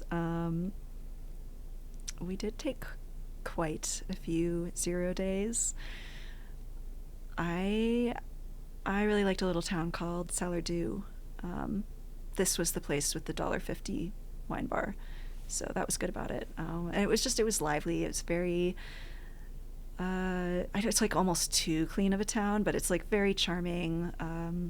All like nice, quaint little buildings, and yeah, the lodging was inexpensive. It was comfortable. The wine was very available. There was live music, lots of people there. It was a vibe. Oh yeah, another one I really liked. Sorry, now I'm really remembering all the towns that I went to. Another one I really liked is called Benasque. That's like almost the perfect halfway point of the trail. So I would say whether you are taking bunches of zeros or almost none, most people, or let me not say that, you should stay in Benasque. It's nice. It's like a super outdoorsy ski town vibe. Good food, great nightlife, good stuff all around. For somebody listening to this that has never been to Europe, can you just describe the Pyrenees in general? Like, what is the mountain range like? You mentioned obviously how difficult the hiking was, but what do the peaks look like? And I guess maybe just elaborate more on just like the day-to-day hiking element of it. It reminded me of the Rockies in many ways. I definitely got Colorado Trail vibes from some of it. So if you're familiar with the CT, particularly like the San Juan section, how that combination of big mountains but also very lush and green in places, you get a lot of that in the Pyrenees, particularly on the French side. The Spanish side is very arid, so it's quite different depending on which exposure you're dealing with at the moment. But lots of lakes. Like, you will get lake overload. You'll get to the end of the hike and you'll be like, oh no, not another lake. Sick of these things. Is that possible? Like, it's just so much work to take pictures of all of them, but like you have to get a picture of everyone because they're all just so beautiful. And you have to swim in as many of them as possible, of course, also. So it's quite inconvenient. And it's just too much beauty. Yeah, I don't know who came up with that, but I really like to pick a bone with them. Lots of lakes. Yeah, that in that sense, it also reminded me quite a bit of the winds. There's lots of lakes in Wyoming, of course, in the mountains. Yeah, because I mean they're glaciated, so you get all the like good glacial lake remnants. But that being said, they're also nothing like the mountains in the U.S., mainly because they are fairly developed, and the Pyrenees are like what Europeans considered the wild mountains. Like the Alps are super, super developed. The Pyrenees are much less so, but they're still very heavily grazed. There's still a lot more infrastructure than Americans are going to be used to seeing in general.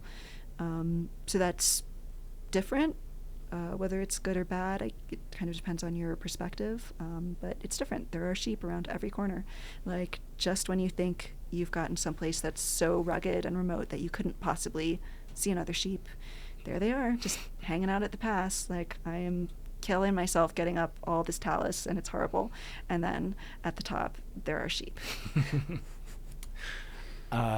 So is there a story about you throwing your phone off a cliff?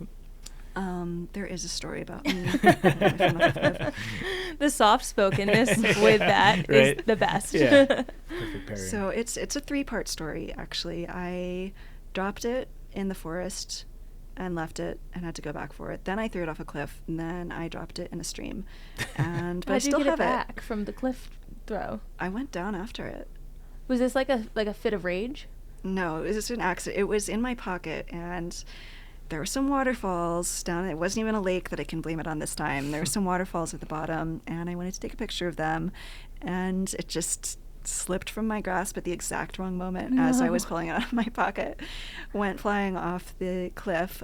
Fortunately, it was a small cliff, so I was able to go down. But my partner kind of dangled his trekking pole over the edge, and so I held on to that and was able to scramble down a little bit, reach out and grab the phone and get back, and everything worked out okay, but would not recommend doing that. I mean, just don't lose your phone to begin with. It was new. I mean, it's an iPhone 14. They're very slippery. They're like big and slippery, and they're just hard to hold on to, and I wasn't used to it yet. But do you have also, a case? I do, but the case is like even more slippery than the phone itself. Yeah. I took my case off recently, and I forgot how slippery the phone is without the case on. Like, it's like a bar of soap in the shower. Like, it's you drop it nonstop. I never have my case off. Yeah. Well, don't, because you'll throw it off a cliff. Or even with the case on sometimes, I guess. It can happen. But also, it was like literally a brand new phone, so I would have felt pretty mad at myself if I lost it. I did my best. I took 3 shots at destroying it, but it's still with us today. That is impressive. So I obviously want to talk about your European adventure at large, but what else should I ask you about this hike in particular? If you were gonna sell somebody on it as like a elevator pitch, if you had 30 seconds to sell someone to go hike the HRP, what is the pitch? Beautiful mountains, plus hot food and wine, and sheep. Sold. Done. Sold to the highest bidder. Yeah. Okay. One kind of transitional question that I've been saving, because there was no right spot for it. But if that's where we're going, how are you managing what you're carrying for the rest of this Euro trip versus what you're carrying for the thru hike? Because obviously, like, when it comes to doing a thru hike, you only want to carry what you have to carry. But if I'm Euro tripping, like, I want some cute outfits. I want a bathing suit. Like, how are you handling the logistics of the swap? Yeah, I was sad to leave all that stuff behind. No cute outfits, none of that stuff. No Kindle even. I couldn't even bring Kindle because my pack got pretty heavy, honestly, at the end there. I just didn't have anything for the rest of the time in Europe. I just had thru-hiking stuff. Okay. Did go to some charity shops, thrift stores. They more call them charity shops over there. And got like some outfits there after the fact. I think that's probably the way to go, honestly, if you were to do something like that. Like, you'll hate your life if you're carrying extra clothes or as anyone who's thru-hiked anything will know. Like, we all have big plans about what we think we can carry at the beginning, and it goes by the wayside pretty quickly. And I knew that would be the case here too. So yeah, I just carried what I needed for the thru-hike as I normally would, pretty much. And then after the fact, I was able to get anything else that I needed, or just do without it for a few months. That makes sense. I had a question, and it is now escaping me. I guess I'll leave this up to you. Do you want to talk more about your European tour post-hike, or should we dive into some of these other subjects that you've written about? I guess we could do both. Which one feels more inspiring to you at the moment? I want to talk about Bulgaria a little bit, and then I'm excited to dive into other subjects. Because you're headed back there in a couple of weeks, basically. I am, yeah. Tell us about Bulgaria and why you landed there. I landed in a town called Bansko, and it is... You probably haven't heard of it unless you're from Bulgaria or you're a digital nomad. They have a really nice co-working community in Bansko. So if you work remotely, it can be kind of isolating. It's nice to see other human beings, it turns out, sometimes. So co-working is the model where you pay a monthly membership fee and you can go to this shared office space, work with other people. They typically organize social events and networking things outside of working hours and provide like basic office infrastructure and printing and all that kind of thing. And Bansko is like one of the best examples of it, probably the best example in Europe of a really nice co-working community that kind of puts it on the map for people who are in the digital nomad lifestyle. And that's also how I found it. And it's really lovely. The community is wonderful. The mountains of Bulgaria are quite lovely. Like, if you're going to Europe, don't limit yourself to the Pyrenees or the Alps. The Balkans are also incredible and really, really worth exploring. And you can, I rented an apartment there, and we could walk out the door, walk up the ski road, and be on the mountain, hike anywhere we wanted to. Never have to get in a car at all, which was lovely. I really loved that. What, if you don't mind my asking, and if there's anything here that you don't want to talk about, happy to bypass. What did you pay for rent out there, or what will you pay when you go back? $250 to $400 is a good ballpark most of the time. It depends on the season, also.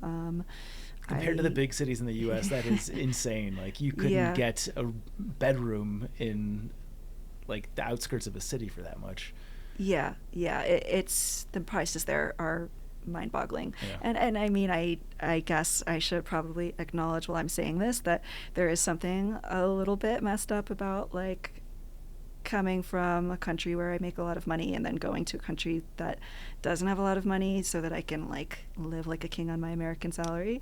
That's a little bit problematic. So something for us all to be mindful of in our travels. It's just the flattening of the earth, though. I think that's unavoidable. It's definitely, it's happening everywhere. It's in America as well. Gentrification is a huge thing. This is so random that like not this, but the timing of everything in my brain right now. I was talking to my friend from the AT last night at like 3 a.m. because she's in Montenegro right now. She's doing a year there. And this is close to it is. Bulgaria was the word I was looking for. But she was telling me that there's a trail that she's looking at. It's an 11-day loop called the Peaks of the Balkans. Have you heard of this one? I have. I have also been looking at that. Is that one that you're going to do while you're over there? I would like to. Yeah. Well, I'll have to talk to my boss about it. 11 days? I'll put in a good word for you. That's easy. A lot easier than 6 months. She was sending me this trail last night, and it looks gorgeous. Like, let me show you a photo from what she sent. It is insane. And I saw Albania, and my brain said that's Avatar. Close. Yeah, nuts. Yeah. I would like to do this too, please. Yeah, definitely do this one and then come back on and tell me about it, because she was trying to pitch it to me last night, and she said look at that photo. Oh, that's good stuff. The only thing that she was saying was Kosovo is disputed territory, so she's figuring out how safe it is. And in my mind, I was like, if I'm not good at sleeping through the night with squirrels outside of my tent, I don't think I will do well in disputed territory. Yeah, war is usually not a peace relaxing. Of mind. But the trail looks incredible. Yeah. I have heard that particularly when you're crossing the Albania-Kosovo border, there are quite a few unexploded landmines still out there, so you do really need to be careful about sticking to the designated trail. So yes, that's a consideration for sure. That raises the question, what are you doing for health insurance while you're out there? I have Safety Wing this time. Last time I was over, I did World Nomads, which Are those just like traveler's insurance? Yeah, it's traveler's insurance. Yeah, it is. World Nomads only will cover you for up to 6 months. I may be there for longer than that this time, so I went with Safety Wing, which you can get annual policies. But it's pretty similar in most general ways. Is that just like a catastrophic health insurance plan? Like if you need to be airlifted, then you won't go bankrupt, but it's like for like what happens if you just need to go to the doctor for a flu or something small like that? I think you could still be covered, and don't quote me on this. I really don't know. I don't think I will know unless I go and have to file a claim. But I mean, I think you can still go for stuff like that. It's emergency medical care. So it'll cover you for like your emergency room costs. If you needed to be repatriated to the United States for long-term care, it will cover you for that. But you can't use it as like primary health insurance. Yeah. You can't just like go to a doctor for a checkup, for instance, or anything like that. And then it's also just the standard travel insurance component of lost luggage, trip interruption, cancellation, etc. Yeah. Before we move on from the European travels, give me like fast-hitting bullet points on things that you've learned in the last year-ish traveling Europe, just like, I don't know, whether it's money saving or just like savvy travel moves. Okay, I shouldn't have been surprised by this, but I was so surprised by how much more affordable everything in Europe is. It's mind-blowing. It is part of why I'm going back. But that was true even in Spain and France? Yeah. Yeah, Spain is quite affordable also. The whole Pyrenees region was surprisingly quite good. I mean, I think we got a hotel, like a private hotel room for $30 one time. Wow. Yeah, it was really nice. It had breakfast included too. Damn. And it was a good breakfast. Had some cake. Why are we still here? I don't. My brain defaults to back when like the dollar wasn't that strong compared to the euro. Right. And so I always what is assume the conversion rate right now? I'm not a calculator. Yeah. Not a calculator? 0.93 or something. I have not even the faintest. Yeah. Okay, we're getting long on the interview, so I just want to do a couple of these. Okay. So given that you're the initial point of contact for all gear reviews that go through the Trek, you basically get first dibs at anything that comes up. So I'm curious to know what your current big five is. You've obviously had the opportunity to test more gear than most people on the planet Earth. Okay, me quick. What I was looking at this question. What's 4 and 5? So big 3 we know, right? And then sleeping pad and footwear. Okay. Cool. I'm back. Okay, good. Yeah, I can do that. Okay, the Z-Packs Arcall Ultra is my pack. Does it save your life in the winds? It saved my life. I accidentally broke the frame in Europe on an airplane. It was not the backpack's fault. It was just a luggage hold fiasco. But it's a great pack. I replaced the frame. It's modular, so you can do that, and it's fine. Z-Packs Duplex is what I carried last year in the Pyrenees. It worked well. I was happy with it. Not sure, still haven't decided if I'm going to carry it this year because I'm just one person and it's gigantic and I only have so much room in my luggage to carry a tent. So I might go with a tarp instead. What are my other things? Catabatic Allsec is my quilt, and Thermarest Neo Air X Therm. I carry that year round, including in summer. The warm one. Yeah. I sleep pretty cold, so I just like, I don't know. I don't want to have multiple sleeping pads, so I'd rather just have a really warm one. And I think it's slightly more durable than the X-Lite as well. Yeah, I could believe it. I could believe it. And still not that durable, in fairness. I have already replaced it. Oh, okay. But yeah, it's hanging in there. Yeah.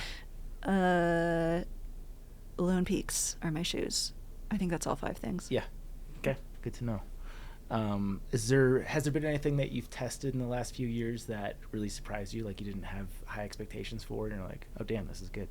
Yeah, I tested a tarp, the Six Moon Designs Gatewood tarp, which when you like read the product description, it like sounds like a joke piece of gear, kind of. It's like a hybrid poncho tarp, so it's like a pyramid style, and then The apex of the pyramid has like a little hood. Love that. It's so cute. I have a picture of it's myself. So cute. I love it. I have a picture of myself with the tent pitched and like my head coming out the top of it. It's my favorite picture of me. But it's actually quite functional. Like it's a good tarp. I never used it as a poncho, but I felt good having it in case like something happened to my rain jacket or whatever. Or, like I don't know. I just liked having a little redundancy there. It was good. And it was like 9 ounces or something. It was light. So I was happy with it. You also obviously edit a shit ton of gear reviews. What goes into a standout gear review? Because I think that I suffer with this myself is I generally am just an easy please. Like I'm that way in life in most capacities. Like I like most food when I go out to a restaurant, when I have gear and it doesn't like epically fail on me, I generally like it. What separates a really good gear reviewer or gear review from one that's just like middle of the pack?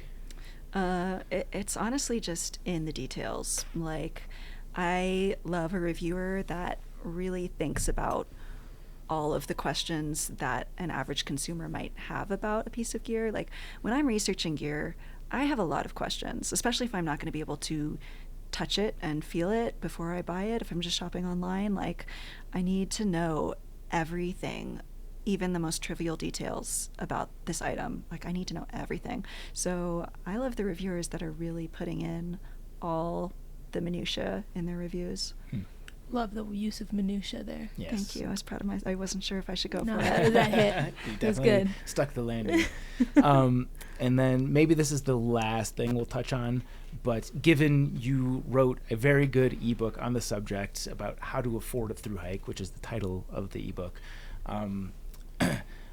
what are the quick hitting points that I'm sure people that have listened to this podcast a lot probably are already familiar with these things, but maybe somebody that's newer to backpacking, what are some of the less obvious ways to accomplish that? And obviously the book is not only about budgeting for a thru-hike before you leave, but also saving money while you're on trail. Mm-hmm. So what are the things that stand out to you about thru-hiking affordably? I think the main thing is the faster you hike and the less time you spend in town, the less money you will spend. Like everyone knows that the town vortex is a thing and people get sucked in and think they're not going to spend much time in town, and then they've booked a hotel room and they're eating in a restaurant and they'll be eating in a restaurant the next morning, and one thing leads to another. So that's a big source of expense. But just, I mean, every day that you're on the trail, you need to eat. Your gear is wearing down, you're wearing down your body. You will need more 0 days. You might need to go to the urgent care. Like the faster you hike, you will spend less money for sure. The other thing I would say is just really do your research on your gear ahead of time. Like it's so hard when you are a new thru-hiker to know what gear you're really going to want. But like I did not swap out almost anything when I hiked the AT. Not that all of my gear was perfect. Like actually a lot of it sucked and I hated it, but I still carried it the whole time and it worked well enough. I was able to distinguish between when I needed to replace something and when I just wanted something that I thought would be better.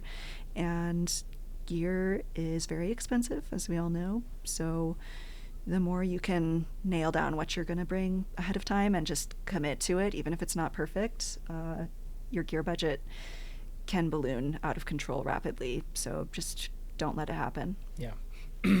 We got a number of reviews on that book where because at the end there's a appendix where we partnered with some gear brands, Gossamer Gear, Catabatic, Six Moon Designs, that include discounts in the book. And we got a number of comments from people being like, I just bought this book for the discounts, and I was actually very surprised at how useful the information in the book was. So testament to you that people bought it with different intentions and really enjoyed the writing even in that scenario. So yeah, really enjoyed that.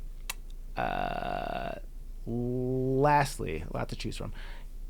Yes, you spent a lot of time, you mentioned that you were living out of the van for a year and a half-ish, 2 years, something like that? Off and on for about 4 years. Okay. Yeah. You spend a lot of time in Olympic National Park, right? Yeah. Are you willing to favorites. share some of your favorite hidden gems for both hiking, car camping, backpacking? in that area? Yeah, well, okay, for car camping, and it's not even a hidden gem. It was hidden to me. I just didn't know about it. But Olympic has mountains. It has a lot of beaches also, and you can camp on them for not too much, like $10 a night or something. Camp right on the ocean, and it's really beautiful. I don't know what more to say about it. It's nice. It's really nice to camp right on the beach, and then be able to go into the park and hike through the rainforest and up to a glacier the next day. Yeah. Like, it's wild. So yeah, definitely check out the beach campgrounds. I think South Beach was the one that I stayed at and really liked that. You will have neighbors. They will make campfires. The campfires will be made of driftwood. It will not smell good, so that's the one thing to know, but it's worth it anyway. Hiking, yeah, we did a hike in 2022. It was Grey Wolf Pass to Cameron Pass to Hurricane Ridge. My brain is like going into overdrive trying to remember all the names. It's one of the more off the beaten path hikes that we did, because we did a lot of the more popular ones, but that hike was quite good. It was very much more remote feeling. Not that many people do it. We lucked out to do it in a year when the road to Hurricane Ridge was closed. It's a very, very popular hiking destination. Normally you'll see quite a few people there. There was no one there when we were there because you can't access it by road. You have to hike in. And it's quite a strenuous trail. But it's so beautiful there. And if you go like September, October, when all the alpine tundra plants are changing colors, so beautiful. Is it difficult to get permits for those hikes? No. I guess the camping is it depends. So some of the campsites in Olympic are quota, others are not. So depending what kind of miles you're able to do, how happy you are about planning the logistics ahead of time, you can design a lot of hikes that are just not staying at quota campsites. You might have to hike a little bit further or do some weird stuff to make that happen. But if the quota sites are all full, you're still going to have options. It's not like you'll get turned away and not be able to hike at all. Sweet. Okay, we're getting long. We should put a bow on this. Chance got a massage to get to. Well, Kelly, thank you for joining us here. This did not disappoint. For anyone that wants to read any of Kelly's stuff, obviously we'll link to her author bio in the show notes. Is there anything else that people should be aware of? Yeah, remind me of your personal blog. It's called What the Flip Flop. I don't even know if it's live. I may have taken it down because it's so embarrassing. It was such a cringe. But you guys can check. It might be there. Yeah, and you don't do social media, like you said. Yeah, correct. Is there anything else you want people to gravitate to? No. Okay. Good. Short and sweet. Well, thank you so much for doing this. This was awesome. And please stick around for segments. You have to, because I'm driving you around. Okay, sounds good. To the Trek propaganda portion of today's show. I want to feature a post by, how do you pronounce Danielle? How would you guess to pronounce her last? Krolowicz. Krolowicz. Sorry, Danielle. Yeah, no, that honestly sounds great. So thank you for help with that. I'll just keep you here for most future podcasts so you can pronounce our contributors' names, because I will get it wrong. The title of this one is 13 Useful Smartphone Apps for Your Next Thru-hike. I'm just going to highlight a few of these. Some of them are obvious, some of them are less obvious, and some of them are just downright thru-hiker, hiker trash savvy. The first one, maybe we've talked about this on the podcast before, and I just forgot about it, but are you guys familiar with Libby? Yeah, my mom recommended that one. It used to be called Overdrive. Okay. And now it's Libby. This, if I knew about it, it fell off of my radar, and I was happy to come across this. It's a free app that lets you borrow ebooks, audiobooks, and magazines directly from your local library. And I think that's premise is maybe a little bit of a stretch. Like, I think you can get any library card and you'll have access to the full library of ebooks and audiobooks, right? It should be the ones that are available to your library. Oh, really? But you can also request an interlibrary loan, I think, through it. But yeah, it'll link you to your library that your library card is from. That's awesome, because I was very stoked when Spotify recently added audiobooks to their premium offering, but to know that this is available for free It's pretty sweet. Yeah, I used it on the AT. The only downside is that, like, if you're going for a popular book, sometimes there's a wait time because they have a limited number of titles that the library has license to. Yeah. So if they've got 5 copies of Harry Potter and the Sorcerer's Stone, and all 5 are currently being rented out, then you have to wait in the queue for your turn. But I listened to all 7 Harry Potters on the AT through Libby. So if it's just working with a local library, does it know if you're in a certain area, or like does it switch over, or is it just the library that you register your app to is what you have access to? Yeah, it doesn't matter where you are, it matters where your library card is. Got it. So if you have a library card, the library you have the library card to is what you're tied to. Yeah. Okay, good. A couple more. Poop Map. I'd never heard of this one. Have you? Surely we've talked about this one before. Poop Map. It's the one where you mark where you poop. Yeah. We talked about this? I think so. I wouldn't know about it. It feels very on brand. Organically. You might. Maybe. Okay. But yeah, Poop Map is self-descriptive. Sean's already described it. Far Out. Don't need to talk about that. I thought this was an interesting recommendation. Duolingo. Mm-hmm. Just if you want to learn a foreign language while you're out on the trail, especially if you're doing like a 5-6 month hike, it's a good opportunity to learn something new. And this one was fun. I didn't know McDonald's had an app, and I guess it makes sense that everything has an app, but specifically you can save money at McDonald's by using their app.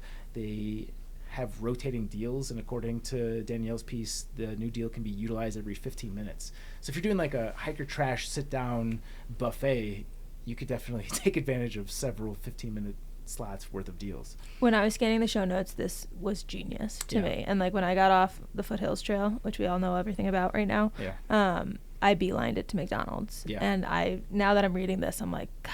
Could have saved 25 cents. 25 cents. I could have dialed in what I ordered to a deal that I might not have wanted. Yeah. But like in my head, I'm like, this is so smart. Apparently, McDonald's goes through this entire process to make their Coca-Cola the best. I absolutely downed the largest Dr. Pepper they were able to give me the second I got off trail. I forget what the entire process is, but like they keep it chilled while shipping. They use like steel tubes to disperse it as opposed to plastic. I don't know if I believe any of that. Yeah, I don't either, but they can't even keep an ice cream machine working. And I will end this piece with a quote specifically under the McDonald's section saying, Danielle says, "It's a win-win, just a lose for your butthole." Okay, let's jump to today's question of the day. I assume this is yours, just based on the makeup of it. I think you came up with this. Really? Yeah. This must be a Rachel, because... Okay. Yeah. What's the longest? A microwave minute, a hangover minute, or a treadmill minute? I'm going treadmill minute. Okay. Because it feels as long as a microwave minute, but with physical pain. Whereas a microwave minute, you're not in any discomfort. Mm-hmm. Versus like if you're like watching the treadmill for a minute, but I mean a minute on a treadmill is not much. Yeah. But if you're already tired and you're on the treadmill, and like let's say you're not walking but you're running and you have to make it one more minute, like those seconds crawl. Yeah. I ran a marathon in, I think, 2018. It was February, so the outside training possibilities were limited. So 90% of the training was on a treadmill.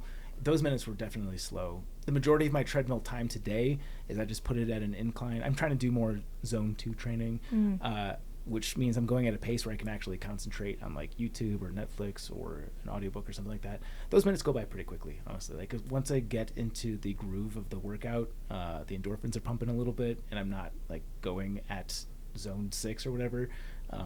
It's actually not so bad. There's no record of us having this conversation in the group chat, just so you know. So I have no idea where it came from. Do you have any take on this? 100% microwave minute.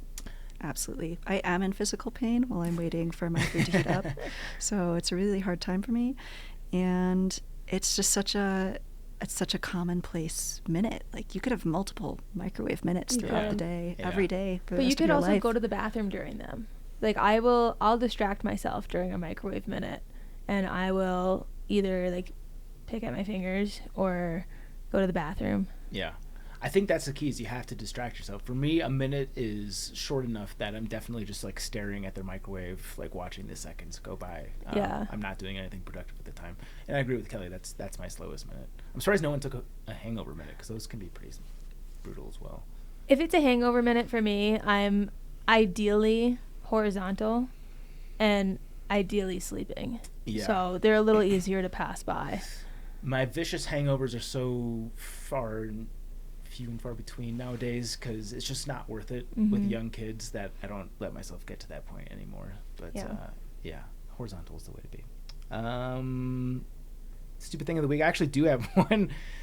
People should go and see if they can hear this. I don't know. I forget which episode it is. It was either the Q&A episode or Kevin the Animals episode. But when I read the intro at the end before we do at the end of the intro before the ads, I always scream "but first" to like introduce the ads. I was doing that, and I always throw my head back just to give the effect of like the audio's kind of fading out. And I threw my head back and slammed it into this wall. Shut up. Like hard enough that I'm pretty sure I was concussed for the rest of the day. And you can definitely hear it on the recording. So there's a little Easter egg for people, a little breadcrumb. Oh, we got to keep this camera rolling more than just during episodes. Did you dent the wall? It looks okay. The one saving grace was I hit right on the headphones, so I think that kind of like absorbed some of the blow as opposed to just going directly on my head. But I was like slow for the rest of the day after that. That it was is bad. so funny. Yeah. So if you want to go back, you can hear it unless Paul edited it out. I didn't instruct him to. It's at the end of it's during the but first of a recent episode. It hurt. I love that. Yeah. And that just reminded me of a stupid thing of the week that we've already talked about on the Foothills Trail episode because I put it there. Definitely. Speaking of the foothills, let's do the triple crown of short through hikes you can do in the off season, and we'll just call that winter, early spring off season. This is apropos, obviously, because Chance did the Foothills Trail hike, as you heard in the previous episode. Yes. We're recording that one tomorrow.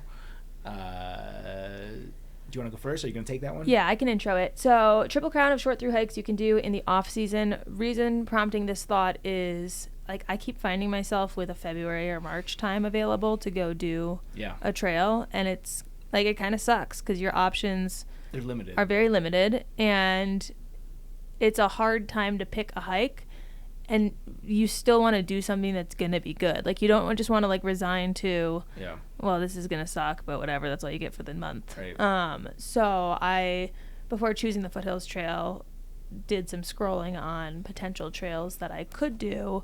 And so not all of these are ones that we may have done, but I think are good ones that you could look into further if you are in like a February, March time frame and you're trying to find something that could be good in these like in-betweenish months. Sure.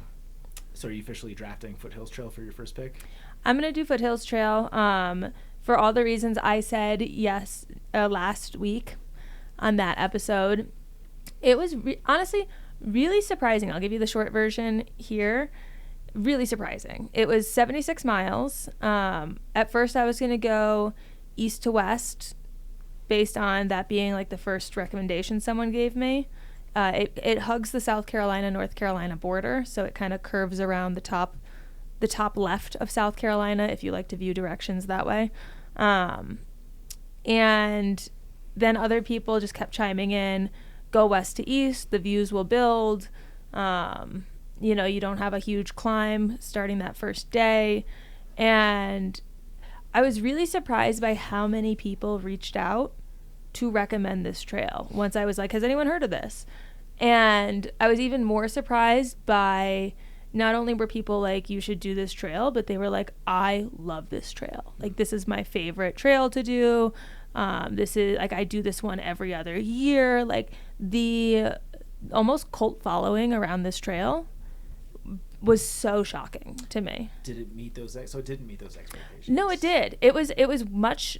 Like I had no expectations. I just wanted to go outside. Like I'm between two jobs right now, so I ended one job. I start the next month, and I wanted to have something that would get me outside and on a hike in the in-between time, not have snow and not take up the full time off, so that I could start this next job like rejuvenated and ready to go. So I specifically didn't want to do what I did with the Ozark Highlands Trail and the John Muir Trail, where I finished the trail, got home, went back to work the next day.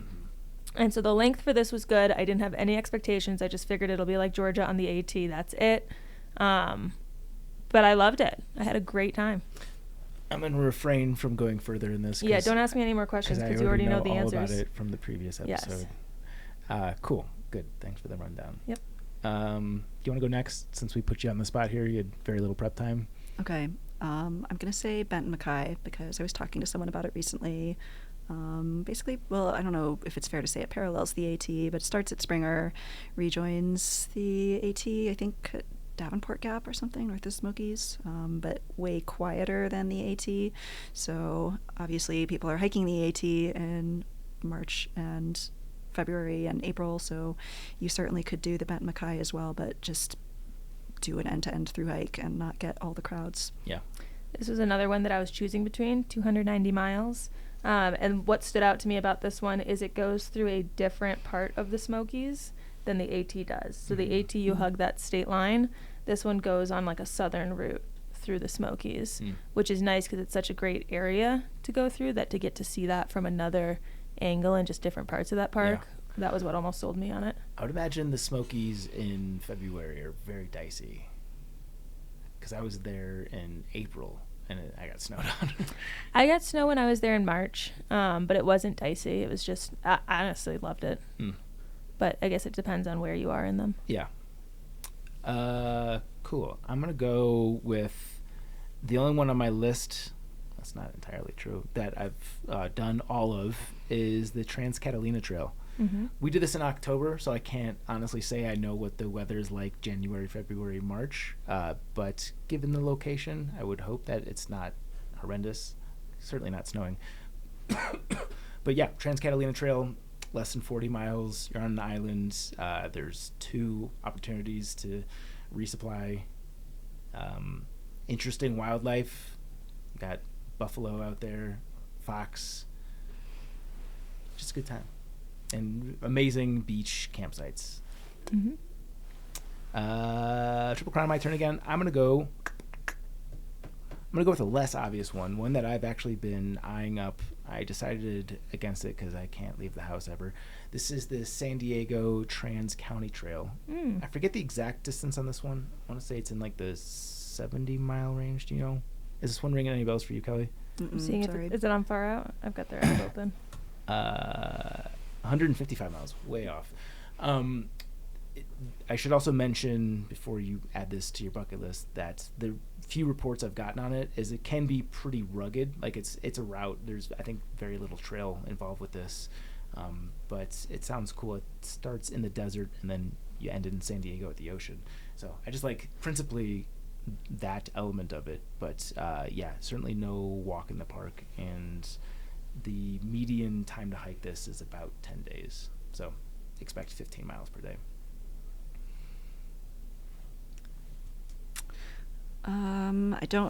Disclaimer, I know nothing about this, but it's just something that popped up in my inbox recently. I think it's called the Desert Winter Route, which seems on the nose for this question. It's a route. It's not an official trail, so it's not necessarily beginner friendly, but it's designed to be hiked in winter.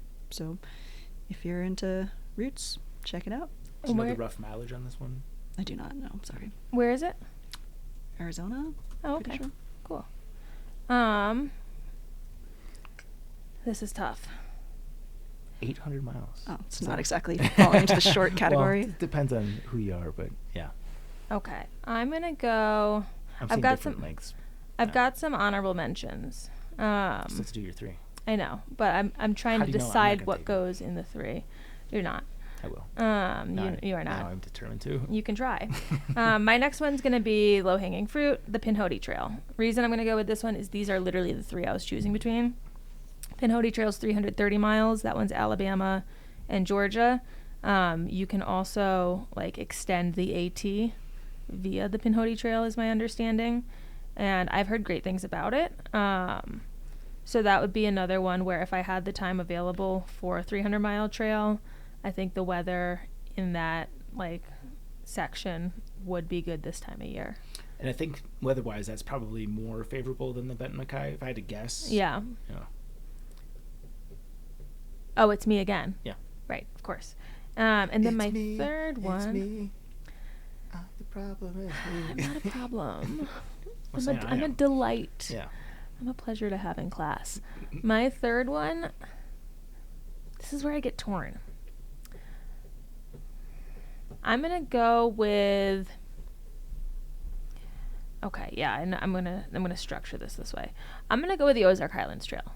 And the reason I'm going to put that on here is because this is a trail that you can do in this off season if you want to be challenged. Like, let's say you're not someone who wants to go to the challenge level of snow hiking, like steep mountains, mountaineering type stuff that you would get if you're doing any other type of like New England trail or Colorado trail in this time of year, but you still want something that's going to be a physical, mental, taxing challenge.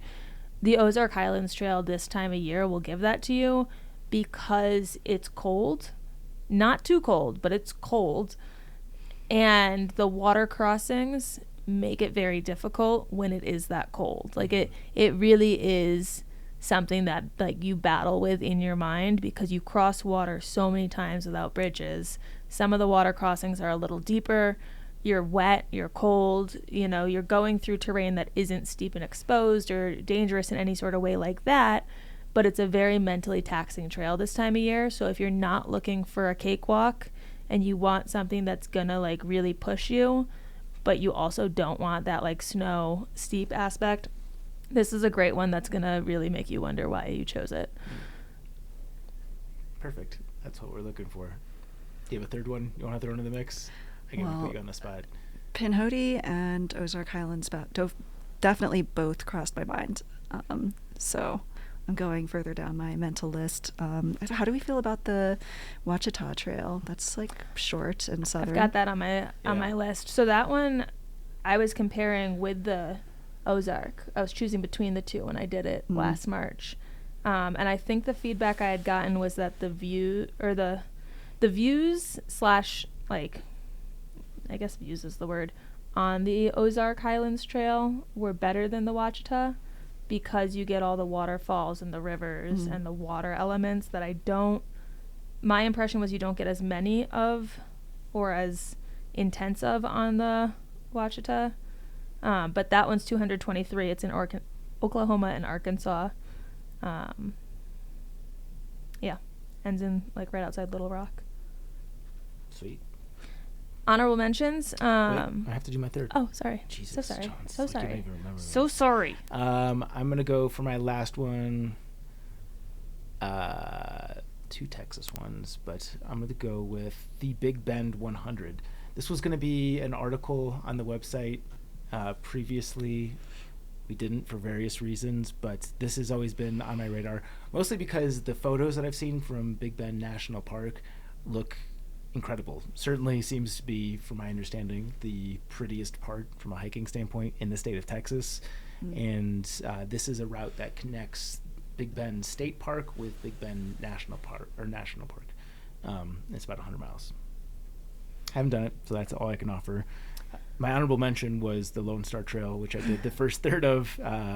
Done enough to confidently say that it is a trail. And that is what we want from a trail, Yeah. is for it to be Undeniably a trail. good. Yeah. My honorable mentions, I was like, I don't know where my brain was when I was thinking this, but in my mind I was like, oh, if I could get a big enough gap between these jobs, Florida Trail. I could do the Teorora. Oh, yeah. That's a big gap. Because it's summer there. Yeah. What is that, like 2.5, 3 months? Yeah, no, it's just that there was no like actual rational part of thought there. But it did, when I started brainstorming what could I do, it triggered the, well, where is it summer thought process. Yeah. And I realized on Far Out they have a bunch of trails now in Australia as well as New Zealand. And so looking at... Bibbleman Track? That one I think that was a little bit longer, so I didn't have that on my honorable mentions list. But the ones that they had that I think fit the shorter trail category was, there's the Cape to Cape, which is 77 miles. I'm shocked for somebody that hates flying as much as you do, as you would consider those. Isn't that like 24 hours? Yeah, but I still I'm not going to not fly. I think I've been on over 100 flights. Like, I've been on a plane a lot. I just have your anxiety panic get attacks. Worse, better, or the same? It's flight by flight. Like, sometimes if I take a lot of flights close to each other, I'm more calm on the later ones because recency groove. bias. Yeah. But all I need is one good bump of turbulence Yeah. to just like mentally collapse. Yeah. Like there's been plenty of times where I've been shedding full on tears and like hyperventilating next to a stranger and they have to pretend they don't notice. Yeah. So, but you still got to do it. So Cape to Cape, that one's 77 miles Western Australia. There's the Grampians Peak Trail, and that's 100 miles in Victoria, Australia. The Lara Pinta Trail is 143 miles in the Northern Territory of Australia. And then the Walk the York Trail is 300 miles in South Australia. So one for every, like, compass direction, I guess, of Australia. But those were 4 that I was like, these are short enough if I were to want to embark on an overseas venture. Yeah. The only one on my honorable mention list that we haven't touched on was the Kalalula Trail in The what? Hawaii. Kalalula. Is that how you know what I'm talking about? Let me see if I can spell it. Kalalua. Okay. Kalalua Trail. The photos on this are spectacular. The major caveat here is I think there's at least 1 and maybe 2 points with ridiculous exposure. So if you're not into steep cliffs that just drop directly off into the ocean at hundreds of feet above, this trail's probably not for you. But yeah, I've heard good things about it. Anytime you're in Hawaii, it's hard to have a bad time is the moral of the story. Just to circle back, that Bibbulmun track in Western Australia is 589 miles, just to give you a number there. Yeah. Cool. Other segments. Let's go to... We have a plug me. I'm trying to put together with this one. Oh, this is from former guest of the podcast.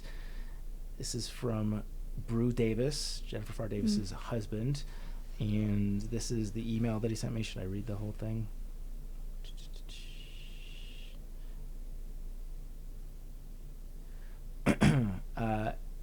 Hey, Zach, that sounds like a good deal. I'm attaching Put It Back Together. I should probably maybe prepared better for this. Hone in a little more on the details. Yeah. The album is called Brewgrass and is out March 15th, so just a couple weeks after this podcast comes out. Beware the Ides of March. Haha. I recorded it with my friend Nick Defanius, who's playing mandolin and singing harmonies on this track. We'll include the link to his website so you can buy the album, and we'll include the MP3 for the song at the end of the episode. That way I didn't drop any balls with any of the promises that I made people. So Jennifer Farr Davis's husband, Brew Davis, is putting out music. Yep. That's the TLDR? Mm-hmm. Cool. Yeah, and we'll include the link to his website so you can purchase the album. But Brew's a very talented musician, and this is good stuff. Okay, mailbag. Mailbag. We have a note here that we want to get your 2 cents on this, Kelly. Hi, Zach and Chance. My name is Grace, and I'm from northern New Jersey. I've been an avid listener of the podcast since COVID, and you guys fueled my weeks with laughter and inspiration. I especially love the poop stories.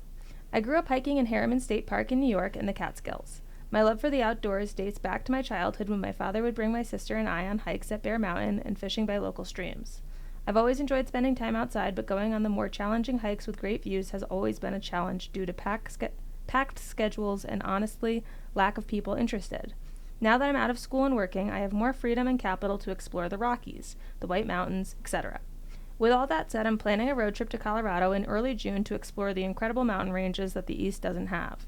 While I would love to section hike the CT, I'll be working remote out there, so I plan on hiking on the weekends or afternoon since I'll be working on Eastern Time. I'm interested in hiking parts of the CT, Colorado Trail, but I feel like there are so many other areas in Colorado that offer incredible hikes. What hikes/areas would you recommend checking out with my limited time? I'll be solo on this for the most part, so also looking to stay in a rental home in a somewhat populated area for safety reasons. This is my first solo trip, so any advice would be greatly appreciated. Grace. Kelly will definitely have some good insight here, as she lived out of her van in Silverton, right? Mm-hmm, I did, yeah. Yeah. I'll give away my favorite place in Colorado to be, just bar none, is Crested Butte. Crested Butte is beautiful in all directions. Not cheap to be there. Even if you're doing the Airbnb thing, it will drain you quickly, but incredible hiking around there, and I've been out there 4 or 5 times, and I feel like I'm still discovering new stuff. So, yeah, big fan of that area. I'm going to say go up by Rocky Mountain National Park. This is provided that you're not like taking a dog with you that you want to hike with, because you can't bring a dog on national park trails. But when I first moved to Colorado, I was big on the day hike game. Like I just wasn't really doing long distance hiking yet. And I wanted to do as many hikes as I could in Colorado while I was here, because I didn't really know I was going to move here yet. That was kind of an accident. And so every time I could, I was driving up to Rocky Mountain, and I was trying to do all the different hikes that I could find that looked good on all trails or on even just like the park maps that were good lengths. You could stay in Estes, you could stay in Lyons. There's a lot of small towns nearby it. But I think that was really fun for me to get introduced to the state, was to have, I mean, like if they put a state park around something, there's a reason, right? Like there's good stuff in that area. National park, excuse me. If they put a national park somewhere, it's like they're not just choosing a random plot on a map and being like, stick one there. So there's a lot of really, really, really good Rocky Mountain National Park hikes. Like you've got Chasm Lake, you've got the Lake of the Clouds? I think so. Where you go up to the Shark Tooth. They've got a bunch of waterfall hikes. There's ones that, like, there was one spot where I think it was Chasm Lake where it breaks off into different trails. And so one day I'd go and I'd split one way and do one hike, and then the next time I'd go up, and I loved having that one spot that I'd hike to where it's like, this is my lunch spot, and I'm going to try every way the web goes. And that was just really fun for me, because I think you can get a lot of day hiking in a small area in a condensed amount of time working around a job. Yeah, and probably the best wildlife in the state. Yeah. Do you have anything? Southwestern Colorado is really the only place that I have any right to talk about at all. It's probably the most beautiful part of the state, too. The San Juans are gorgeous, yeah. I stayed in my van quite a bit near Silverton. It's all national forest out there, so there's lots of free camping. Freecampsites.net is your friend here to find places, but Little Mullis Lake Campground is a really, really nice one that I stayed at a lot. And then Big Mullis Lake Campground is a paid campground. It's like right across the highway from it. If you're looking for like hot showers and ice cream and things, you can have that option. And they're both right on the Colorado Trail, so good place to do section hikes. But did that email specify early June as the time that she's moving? Yes, in early June. Yeah, so it'll be still prepare for snow. Yeah, prepare for snow in early June. You're probably going to be stuck in the foothills, unfortunately, in June. Anything higher than 10, 12 will still be pretty snow-covered at that point. To put in perspective, people don't start hiking the Colorado Trail in the typical year until July for that reason. Yeah, she doesn't say when she's leaving. So going on the assumption that you don't know when you're leaving and you might be here for the summer, I also wouldn't discredit the fun of ticking things off a list, like having something where, like the Colorado Trail, you're working towards a bigger goal. If that's something that's pushing you towards that desire for Colorado Trail, do the 14ers, have a list of them, see how many you can get to. A lot of them are near the Colorado Trail if you are going to be here in the summer months. And that'll give you that feeling of accomplishing milestones towards a bigger goal in that same range that you would do the Colorado Trail in, but without having to be out of reception for days at a time. That would interfere with your work schedule. Yeah. And if you are out here only in June and the winter keeps up to being what it is now, which is a pretty average year, the higher elevations probably won't be approachable unless you've got a lot of snow hiking experience, which you didn't specify. So one thing I'll throw in here, and it'll probably be hot in June, but I think the foothills will probably be the safest bet, is the Skyline Traverse in Boulder is 30 miles. And I know a lot of the local hiker trash take it on as a fun challenge. Twinkle's done it a bunch of times. But if you're looking to stretch your legs and really challenge yourself, look into the Boulder Skyline Traverse. 5-star review. I can take this one. Yeah, I feel like it's a you one. This is from Dr. Lashes. The title of the review is Adequate, and the review reads Adequate. Okay. Yep. Thank you. If you want to have your review read on this podcast, head on over to Apple Podcasts and leave any number of stars, just not 1, 2, 3, or 4. Sticker code. We're done with the sticker code. But if you want to get a Backpacker Radio sticker, you can head on over to Apple Podcasts and leave us a 5-star review, screenshot it, and email us at podcast@thetrek.co. Thank you to our Chuck Norris Award winners on Patreon. That is Alex and Misty with Navigators Crafting, Andrew, Austin McDaniel, Austin Ford, Brad and Blair from 13 Adventures, Brent Stenberg, Brian Alsop, Fables, Christopher Marshburn, Coach from Marion Outdoors, Dane, Ish, Derek Cook, Eric Casper, Friendly Ghost, Eric Hoffman, Greg Knight, Greg McDaniel, Iron Hike Endurance Productions, Jason Snail. Wait, we haven't. Jason Snailer. Yeah. No, it's all written there. I know, but Barely I got thrown off because the nickname is a new addition. I know it is. Jason Snailer. Barely know her. Okay, Liz Seeger, Patrick Ciancialo, Spam, Timothy Hahn, Solo, and Tracy Trigger. That was rusty. It's been a couple weeks since we've done one of these. Maybe we could just say Jason Snail. Barely know her. Jason, you're throwing us off with this. Yeah. We know you well enough to tell you but maybe this is the goal. This might be fun for him. Yeah, it's working. It's getting more play. Well done. You can follow us on social at Backpacker Radio on Instagram and TikTok at BackpackerPod on X, Facebook.com/Backpacker Radio. You can follow Chance. You can find me on Instagram at Juliana_Chauncey. You can get my book, Hiking from Home, a long-distance hiking guide for family and friends, on Amazon. And with my newfound free time, I have been catching up with my trail vlogs. So I finally uploaded 2 of the final 3 for the JMT to YouTube. I've got to do the Whitney one, and then I have the Ozark ones, and then I have the Foothills ones. So I'm hoping to get those all. That's like my goal, is get those all up before I start this new job, so that I just can't put them off into oblivion anymore. Because I think I'm going to lose all my Ozark footage when my phone breaks. Oh. Inevitably. Is it not in the cloud? No. Okay. It's just loosey-goosey in my phone album. Yeah. For some reason, because there was so much water on that trail, I didn't want to use my other camera, so they're all just vertical phone vids. Yeah. Stupid idea. It'll be rough going from the gimbal life or the stabilized Yeah, these videos are going to suck for the Ozark Highlands Trail, but the water elements make up for it. But either way, I'm on a recent kick of free time and motivation, so we're doing that. You can pick up my books, Appalachian Trials and Pacific Crest Trials. Subscribe and follow us on Apple Podcasts, Spotify, or wherever you consume podcasts. We're on YouTube. What's up, YouTube? Hi, Internet. Been getting lots of nice comments about the wall. Although maybe that's slowing down now that we've had this for a lot of episodes. Okay, I'm done rambling. That's it for today's episode. Thank you so much for listening, and happy hiking. Bye.